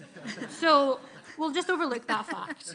So we're going to go through them one by one and just give you a wee run through of the answers, because I'm sure you want to know. So first of all, we have Scott Fallon. Scott's here. Scott is the co-convener of ALBA Youth, and Scott's first job was a programme seller for Falkirk Football Club. We won't hold that against him. And he says he met lots of famous people, and if you ever want any fun Falkirk facts, Scott's your man. Oh, that's a bit sore. It's a wee bit sore. So up next, we have Christina Hendry, the wonderful, the absolutely wonderful. And her first job, and I don't think anybody actually got this, other than myself, but I may have cheated, was actually the paper delivery person. Now, despite not being a morning person, her first job was a paper girl. And a very fun fact is she delivered a paper to the voice of the rugby, Bill McLaren. Very fun. So next up, we have Corey Wilson. So Corey's first job, Corey's first job actually was working in an ice cream parlour, and she was paid £18 a month. And she then spent the money that she earned in the shop, in the same shop, on sweeties for her brother and sister. The logic of a young teenage Corey. Sweet. Up next, we have Kenny. Kenny. And at the age of 17, maybe 18, Kenny worked in a cold store loading frozen food. Sorry, am I the wrong one? No, it's fine. You just keep going. I'm there. Yeah, I'll keep going. Loading frozen ice cream. It was 24 hours, whatever. And had to wear special equipment, was supposedly the fun fact. But being curious, Kenny decided to put a tongue on the cold surface and, and had to very quickly tear it off before losing the thing altogether, which wouldn't have been very good at all. So that's Kenny. So we're now going to call him Curious Kenny. So next up, number 4, we have Neil Hanvey. Neil, straight from school, had many jobs, actually. He was milk deliverer, supermarket, also paper deliverer. But we won't tell you his age, but in this role, he did actually work with VCRs. And he says this required a lot of knowledge about film. So if ever you're doing a pub quiz and you need film knowledge, you know to go to Neil. And he also did say that amongst doing all of these jobs, his goal at the end was to do mental health nursing. So his advice was never give up and keep working towards your goal, which was great advice. Yes. Just here, yeah. So up next we have Taz. And I think there was only a few who got this, but I'm quite surprised because other than myself, naturally, she is probably the best dressed person here. And to be fair, in daily life, is just a fantastically dressed person. But it was Taz who had worked in the men's shoe shop. Oh, yeah. But I'd worked in Princess Street in Edinburgh, earned £1.37 per hour. However, she's pleased to say she sold the most shoes to men of all the other assistants there. And a very fun fact, she has never again kneeled at the foot of a man. Yes!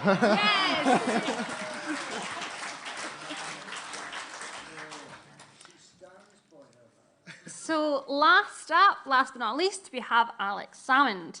Now, Alex Salmond actually was the Brickworks labourer. Now, a few of you did say paper deliverer, and he was actually a paper deliverer, but he said that his younger sister's first job was paper deliverer because she delivered his papers. So we thought that didn't count as a job for him. But if anyone did put him as paper deliverer, you did get half a point, and quite a few did actually say he was paper deliverer, so fair play. But he was a brick worker, and he actually started really enjoying it. And he explained to me what he did, but it was quite complex. But he really enjoyed it. And then his mum was concerned because she was like, well, is he going to do this forever, or what's he thinking of doing? So he actually got the job because he worked alongside his uncle. And a few years later, when he was heading up to university, his uncle was like, I've got a confession to make. I actually gave you the really hardest jobs in there because I wanted you, your mum told me, and I wanted you to see that it actually would have been hard. So he didn't get an easy go just because it was his uncle. So it's good to know he's always been a hard worker, even at the teenage years. So we hope you've enjoyed our quiz. Next time we won't make it quite so hard, but you all did very well for your attempt, so thank you. And we do have an announcement for the prize winner. So this is what you could have won, for those who didn't. A number of fantastic goodies on display. The first thing comes in size small, and it's an ALBA Rising t-shirt. We have the wonderful book by our very own Kenny McCaskill. I've heard it's a fantastic read. We also have more on sale. For those who didn't win, you can get them at the ALBA Youth stall. Thank you. We have my Rosette from 2022 local elections. So, I mean, this is worth its weight in gold, to be fair. So, 67, shush. And we also have the real prize, a wee bag of sweeties. The real one. So, I'm delighted to say the winner is, drum roll, Yvonne Riley. So, come up here, Yvonne, and claim your fantastic prize.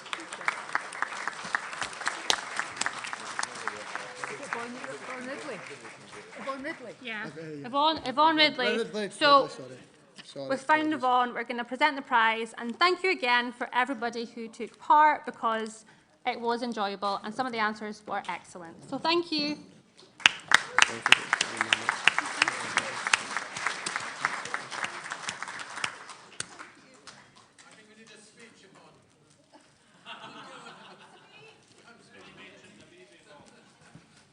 Thank you.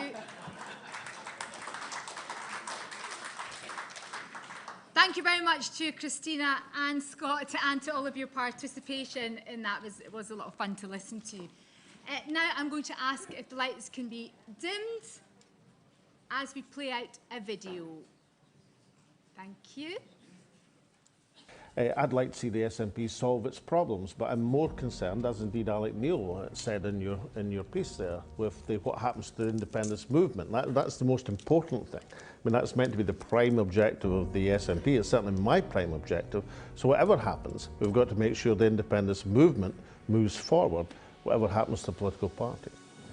Today I noticed the Stone of Destiny was taken from Scotland to England. And I also heard the Lord Lion, King of Arms, and various other folk say that we should all be incredibly proud that Scotland is going to be represented at the coronation by our stone being such an important and integral part of the ceremony. That's certainly going to be a real surge for me. What a historical insult to the country. And therefore, I have to say, if I'd been First Minister at the present moment, I would have said, quite reasonably, you're not getting it. And you'll get it the day that you recognise what the stone properly symbolises, which is Scottish sovereignty. One of the reasons the SNP has been losing ground is because there's been a fracturing of the independence movement. Now, our policy to sort that out is to launch an independence convention and get the various independence parties like ALBA, the Scottish Socialist Party and others into the fold, into the tent, along with the grassroots organisations, the think tanks like Commonweal, and get everybody united in the independence movement to take on the Westminster establishment.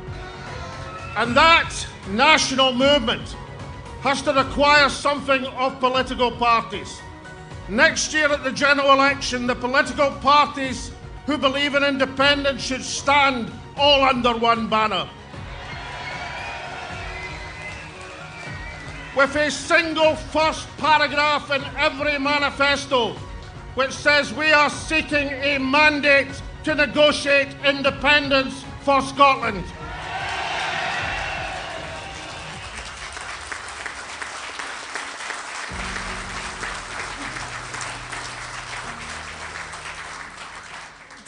Delegates, to introduce our party leader, please welcome Kenny McCaskill.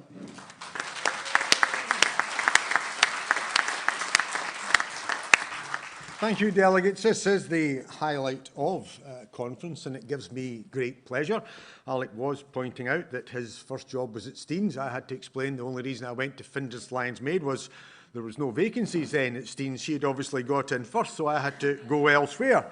But it has ever been the case that I've been happy and privileged to follow in his footsteps, and I'm happy to be here today.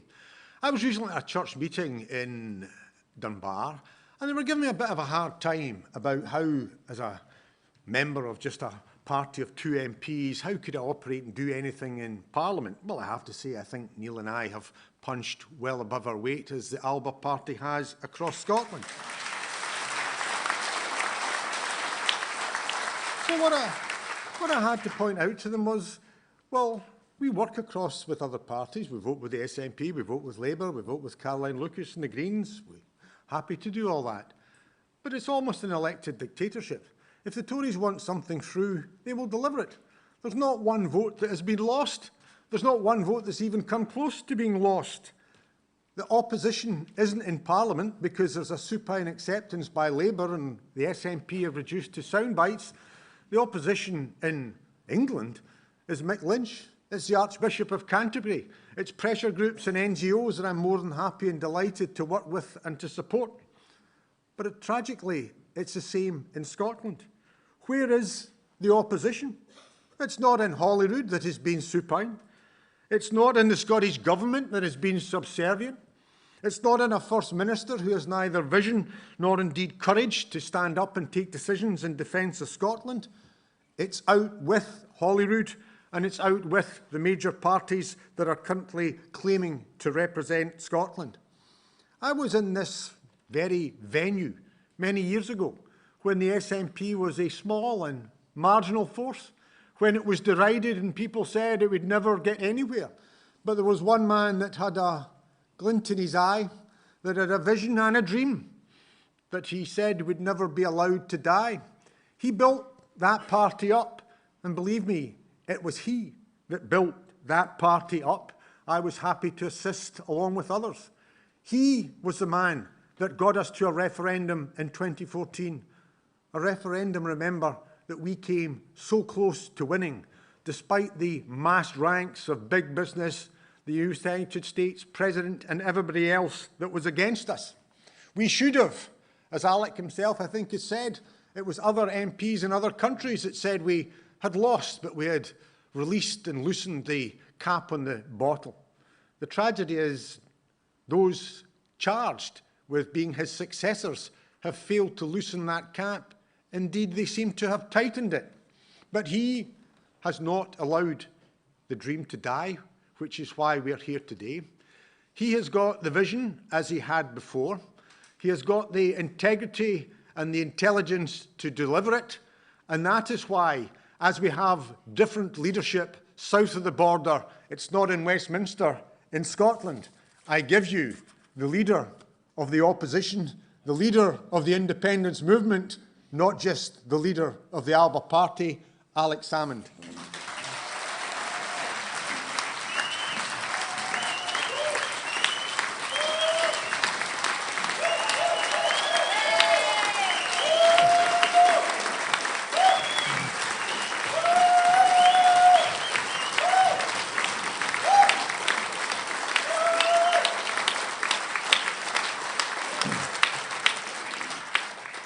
Kenny.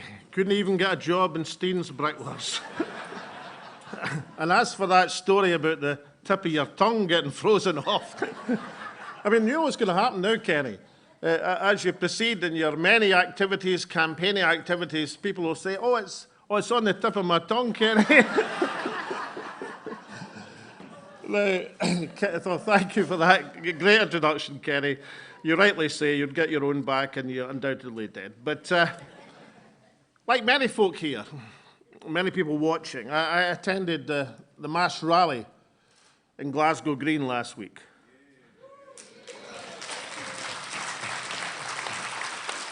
It was the biggest demonstration in Scotland since COVID, one of the biggest in history, and despite a few downpours and some rival attraction or other down south that I can't remember what it was, it showed that the national movement in Scotland was alive and kicking.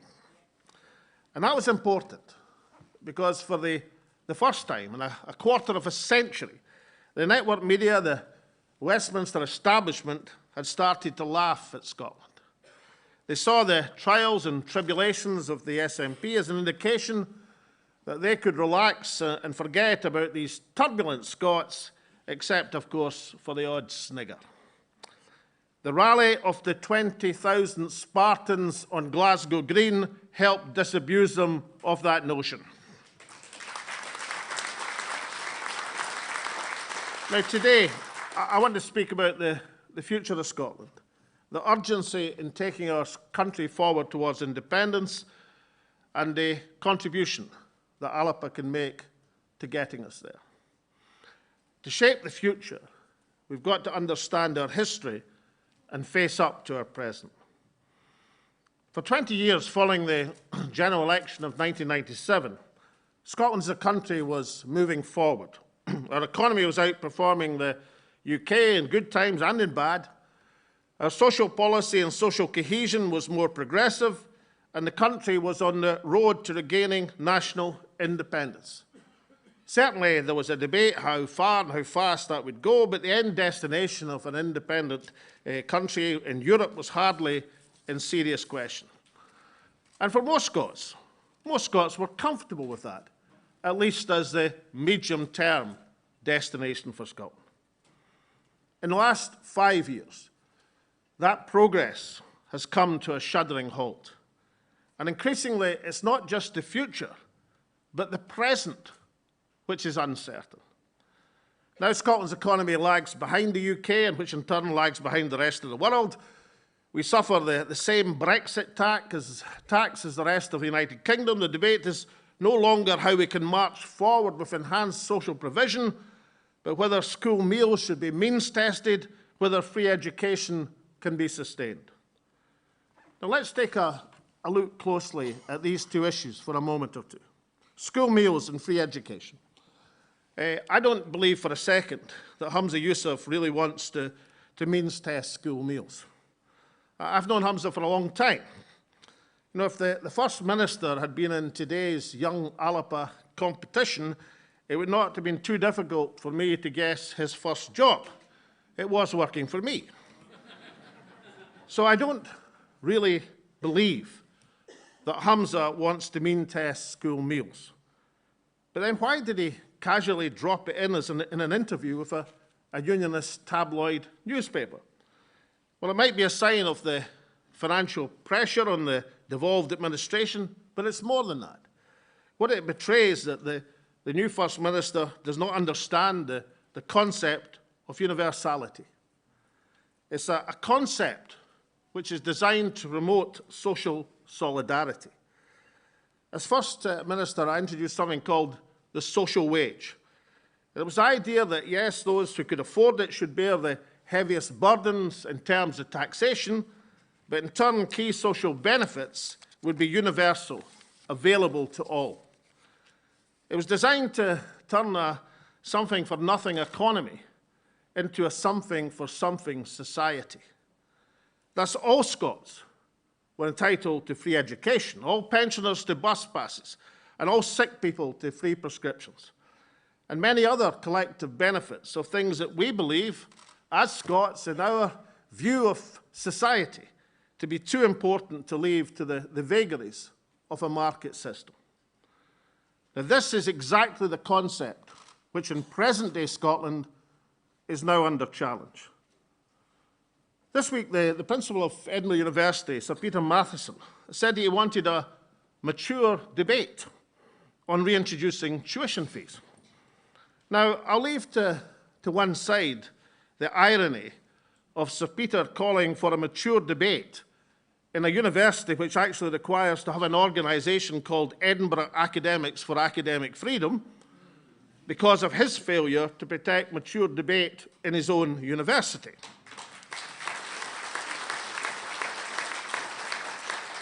This is because of the now twice cancelled showing of the film Adult Human Female. Of course, the university say that's really dreadful, but still the film was cancelled for a second time.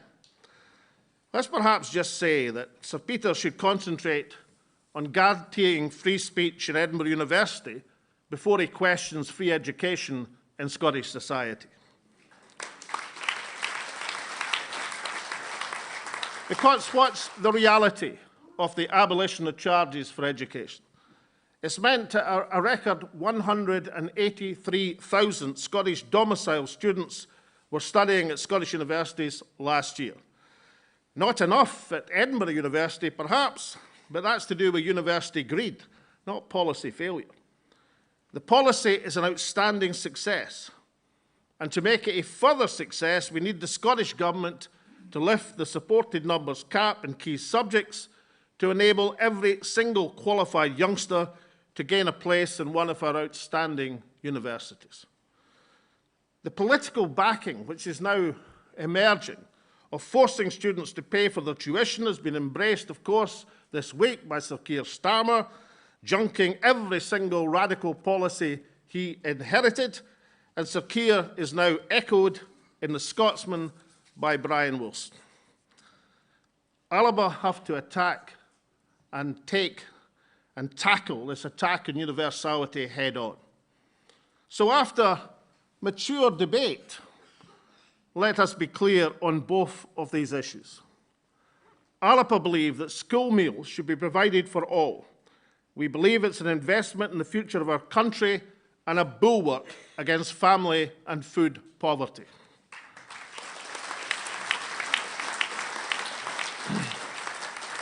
And secondly, the rocks will melt with the sun before we allow the Tory and Labour parties to impose tuition fees back on Scottish students.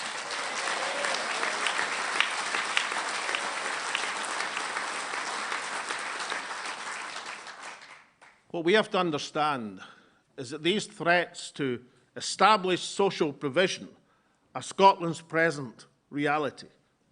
Add to that a health service which is buckling under pressure, an economy which is lagging behind, sky-high interest rates, crippling business and homeowners alike, and population projections which is now heading downwards for Scotland, not upwards. Let me repeat that.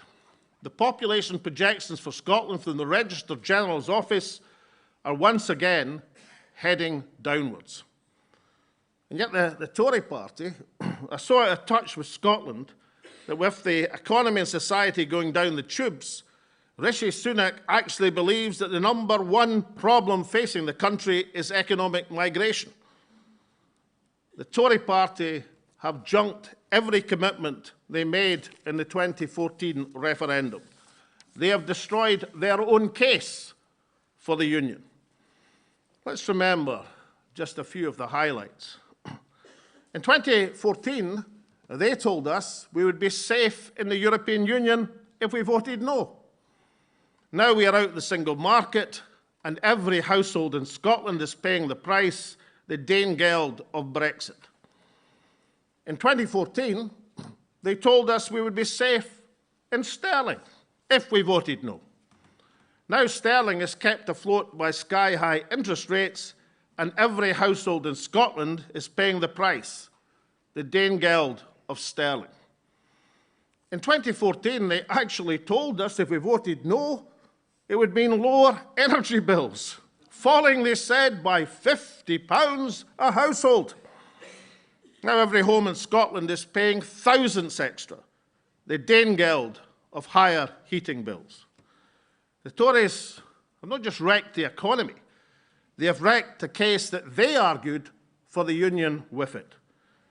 The No campaign in 2014 sneaked home on a false prospectus. They conned Scotland out of independence. The Union is placing Scotland on the road to ruin, and the SNP seem too preoccupied with their own problems to do anything about it. With independence support running at 48%, Scotland must not be duped by false prospectus from the Unionists or indeed by the endless permutations of a hung parliament. Scotland needs now to drive forward on an independence agenda.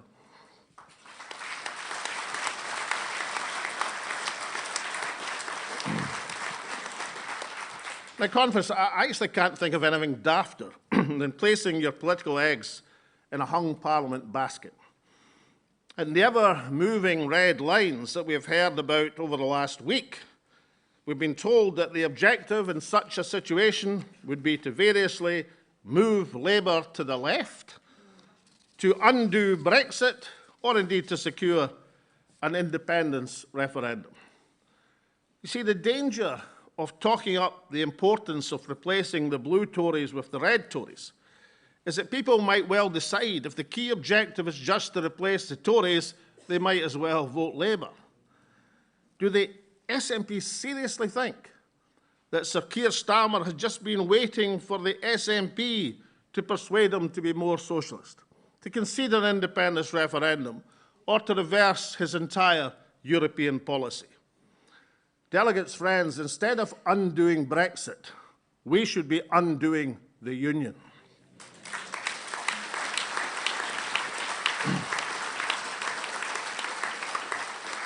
And let me say this as a question to our SNP colleagues. Why go cap in hand to Unionists when we should all be campaigning head held high with fellow nationalists? Why are we trying to organise coalitions with the British establishment? The only coalitions we should be organising are with Scottish nationalists, with the parties and with the movement. Unionists will never deliver for Scotland. Not in Westminster, not in the Supreme Court. That's the lesson of recent history, so learn it.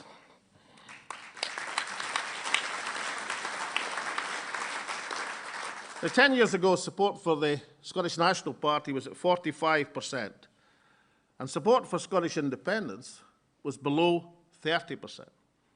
Now the position is all but reversed. Support from the SNP is now somewhere in the 30s, but support for independence is near 50%. In these circumstances, logic, indeed personal survival, should tell SNP parliamentarians to downplay the party and to stress independence. The correct course for Scotland winning the Westminster election is for the independence parties to unite to put up one candidate in each seat. That is an agreement that ALBA are willing to promote.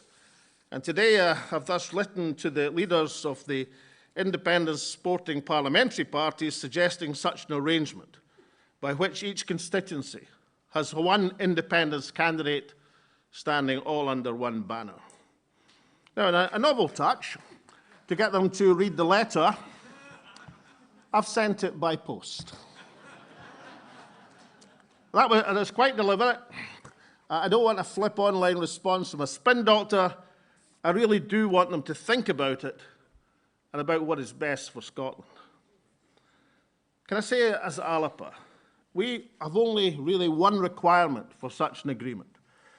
That is that the first paragraph in each of the party manifestos must be to seek a mandate to negotiate independence for Scotland. Because the cause of Scotland is bigger than any one political party. Indeed, it's bigger than all political parties.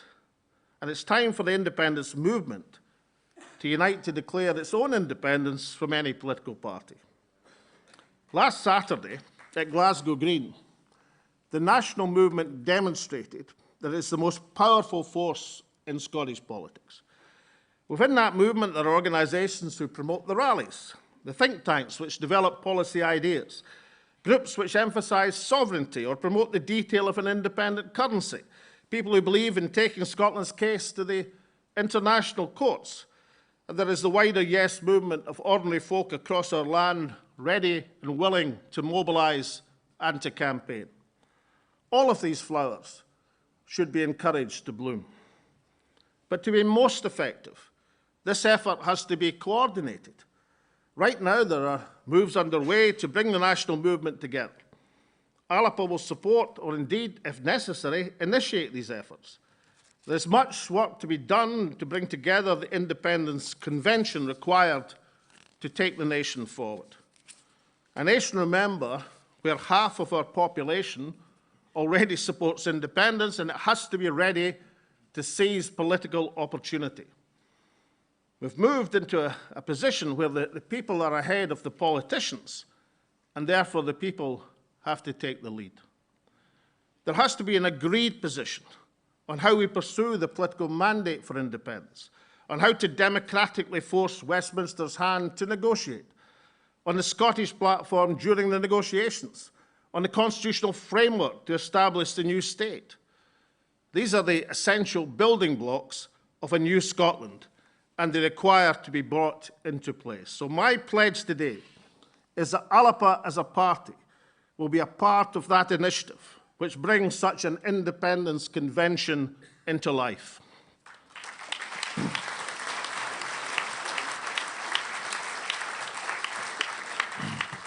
Meanwhile, the new First Minister really needs to sort out his government. Back in 2014, even our most bitter opponent never attempted to argue that the SNP government did not run a competent administration at Holyrood. Now the failings of the SNP Green administration are used by our opponents to attack independence. A month or two back, the party chair and I debated for independence at the Oxford Union. We did pretty well. 1/3 of the vote in the very heart of the English academic establishment. Not as well as Neil Hanvey, of course, who actually won the independence vote in a debate at the Cambridge Union.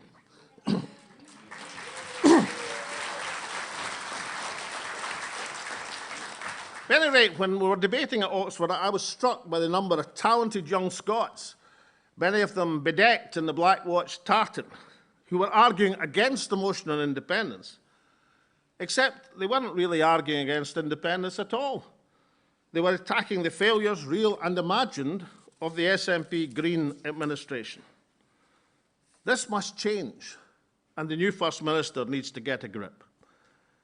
So here's some unsolicited advice for the guy I gave his first job to. Firstly, the things to bin.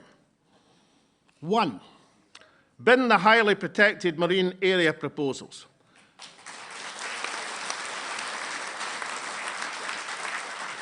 They're causing consternation across our fishing communities. Bin them now. 2. Bin the proposals for juryless trials.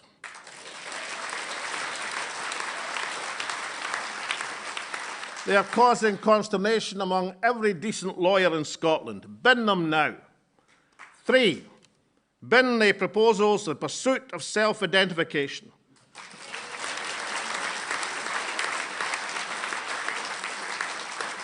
These proposals have caused consternation among the majority of people in Scotland. You can't beat Westminster by dividing Scotland. Bin them now.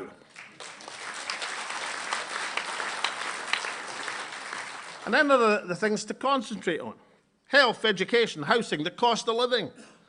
The Scottish Government doesn't have the political bandwidth to pick unnecessary fights with the rest of Scottish society. Concentrate on what matters to people and re-establish the Scottish Government's reputation for competence. Hamza has been left with a tough job, but he did volunteer for it. And note just about every single bungle in recent Scottish governance, the bottle return scheme, self-identifications, failure to dual the A9 and A96, to this, the capital of the Highlands, all of these failures have Green Party fingers all over them. Perhaps it's time to bin the Butte House Agreement with the Green Party.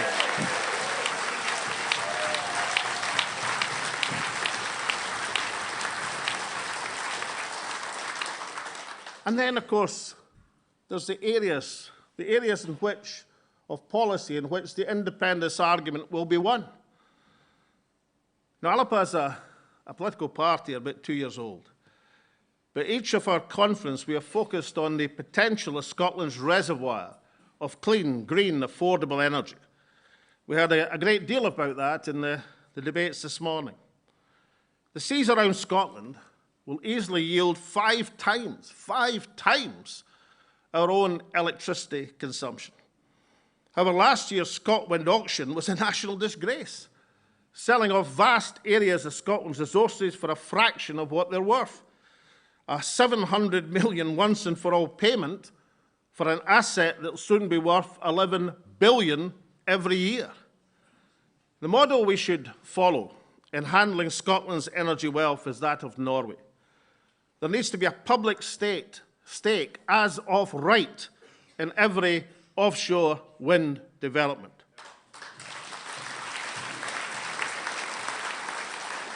Now, we lost out in dramatic terms in our first energy windfall in Scotland. The Chancellor of the Exchequer is expecting £80,000 million in North Sea revenues over the next few years, £16,000 a head for every man, woman and child in Scotland. Remember, that's from the self-same resource that the Unionist coalition Better Together said was finished, done, in 2014. A long time ago, as a young energy economist, I described the theft of Scotland's oil and gas resources as the greatest act of international larceny since the Spanish stole the Inca gold. But that larceny was the fault and responsibility of the United Kingdom government. If we allow it to happen again with our own renewable resources, we'll have nobody to blame but ourselves.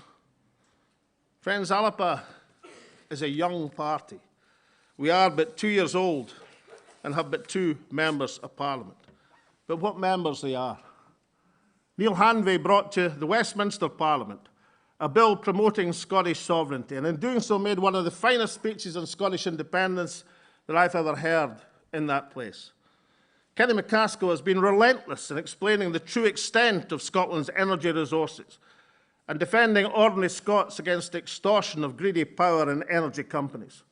No party could wish for finer representatives.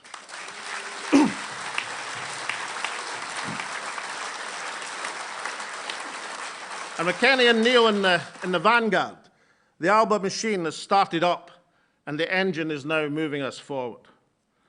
As we were told this morning, we are now the 4th largest party in Scotland by membership, but closing fast on the Green Party in 3rd place.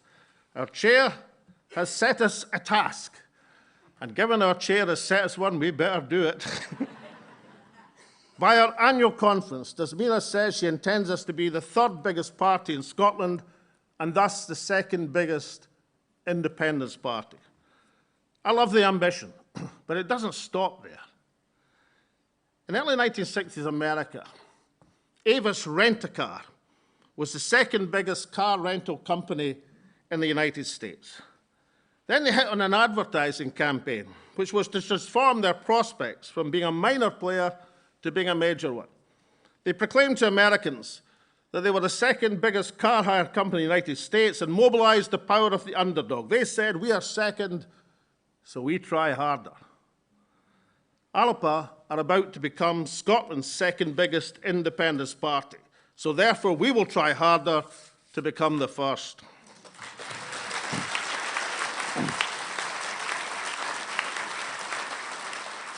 Now, it won't happen this week or next week, or perhaps not even over 5 years, but come it will for all that. ALBA is now answering the call of a movement which is crying out for leadership. Leadership in opposing Westminster rule in Scotland. Leadership in bringing the independence parties and the movement together. Leadership in restoring national sovereignty to our country of Scotland. We are a small party on our way to becoming a large one. We will get there, and so will Scotland. Leadership now, sovereignty now, independence now.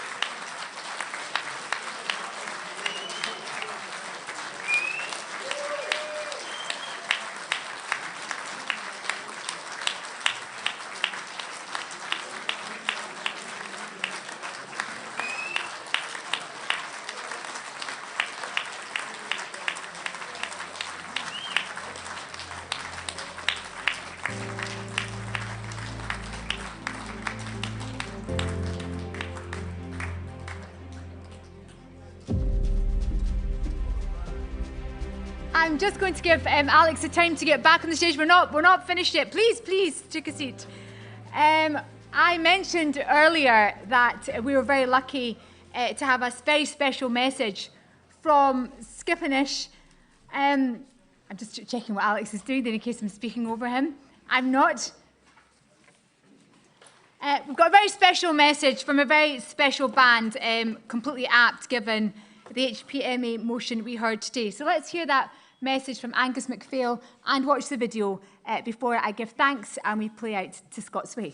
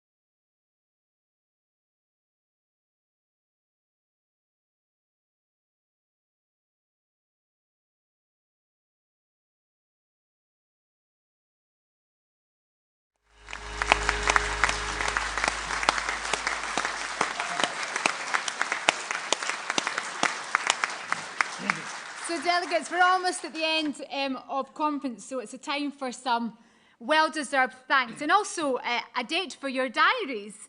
Our autumn conference will be held in Glasgow, the Yes City of Glasgow, the 60% Yes City of Glasgow, on the 28th and 29th of October. So please get that date, those dates in your diary.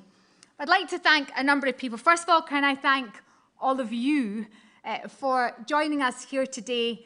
It's been so nice to meet with you, talk to you, engage with you, have the opportunity to hear what you have to say on the stage. Thank you so much for your emotions, just everything. It's just a lovely feeling to be part of ALBA. It's like a family in the true sense of the word. And I'd also like to thank those of you who are watching us online for joining us today. You missed yourself, as I said, at the internal session, but it was lots of fun beyond and out with that as well. And some of you who are watching are not with us because you're not well, but no, we're thinking about you. We love you very much. Can I also take this opportunity to thank our wonderful stewards who've been excellent today, particularly with the late cards running up and down the aisles. And can I also thank the staff and the technicians of this great Eden Court venue. You've been absolutely fantastic. Thank you. I'd like to thank wonderful Simon and Karen and the team from SLS Scotland for the live stream and the uplighting. As ever, you're fabulous. You may recall at the last conference we had, the screen broke down and it was a bit of a disaster, but we've collectively vowed it shall never happen again, and it didn't today, so thank you very much indeed to both of you. I'd like to thank ALBA Youth, particularly Scott and Tina, for that really interesting and exciting competition. It was a lot of fun. Some people thought I'd been a lifeguard. It's just bizarre. But it's better than telling everyone the answers to the questions, Mr. Salmond, which we know you did. You were disqualified. You might have missed that bit. But I should say, because the party leader forgot to say so, that the reason that Christina Hendry was out of breath is that she's the last that ran to the post office to get the stamps on those envelopes with an Inverness stamp on it to post to the party leaders. So those letters deserve to be read.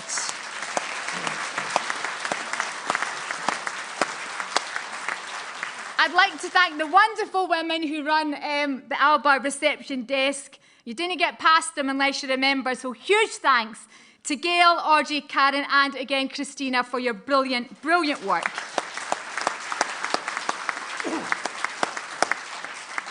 The ALBA headquarters team, some of them are new parents, and it's tough being a new mum or dad in this case, and I know you're knackered, but you're here and we're grateful. You've done an excellent job. So huge thanks to Chris, Corey, Callum, Alexander and Robert Reid from all of us here at ALBA. A thanks, of course, to the stall holders and merchandise team. And I don't know who got the raffle prize, and that might be this evening at the Highland Thule for your look-alike doll, Alex. It's that exceptional work from Margaret Turvitt, who's just brilliant at everything. So thanks to Margaret and Leanne. I'd like to thank our Piper Mearns, for the now dual role he plays. I didn't know, Josh hadn't disclosed it to me, that he was the lovely man who has written from inception of the party all of the motions in Gaelic for us. So thank you so much, Piper Mearns, for doing that. Now, before we are played out in the true and traditional sense with a rendition of Scots Wi Hae by Kenny Jimison, I just want to repeat what I said earlier. ALBA is indeed in very fine form. We know what needs to be done, and we invite others to join us on our way, or make way, because we're determined to deliver independence. Thank you.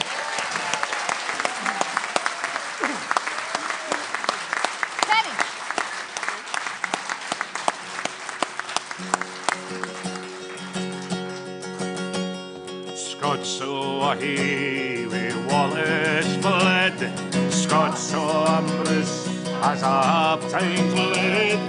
Welcome to your glory bed, or to victory. now's the day and now's the hour. See the front of battle, see approach town Edward's power, chains and slavery. Oh, it be a traitor knee, oh, it fall a cover's grave. Oh, Shippish, as be a slave, let him turn and flee. Oh, for Scotland's king and law, freedom's sword will strongly draw. Free men stand, a free man fall, let him follow me. By oppression's woes and pains, by of sun and servile chains, we shall drain our dearest veins, but we shall be free. We're a proud usurper low, tyrants fall and every foe, liberties and every blow, let us do our deed. Scots so ahe, we Wallace bled, Scots so Bruce as our times led. Welcome to your gory bed, hearty victory. Now's the day and now's the hour, see the front of battle, see approach proud Edward's power, chains and slavery. Chains and slavery. Chains and slavery.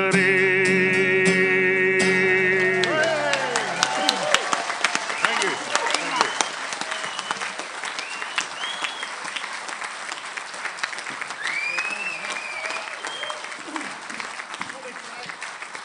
Just a reminder of tonight's Highland Thule, safe home everybody, and NEC who will have forgotten, because that's what you do. Remember having a photograph on the stage right now. Thank you everybody so very much.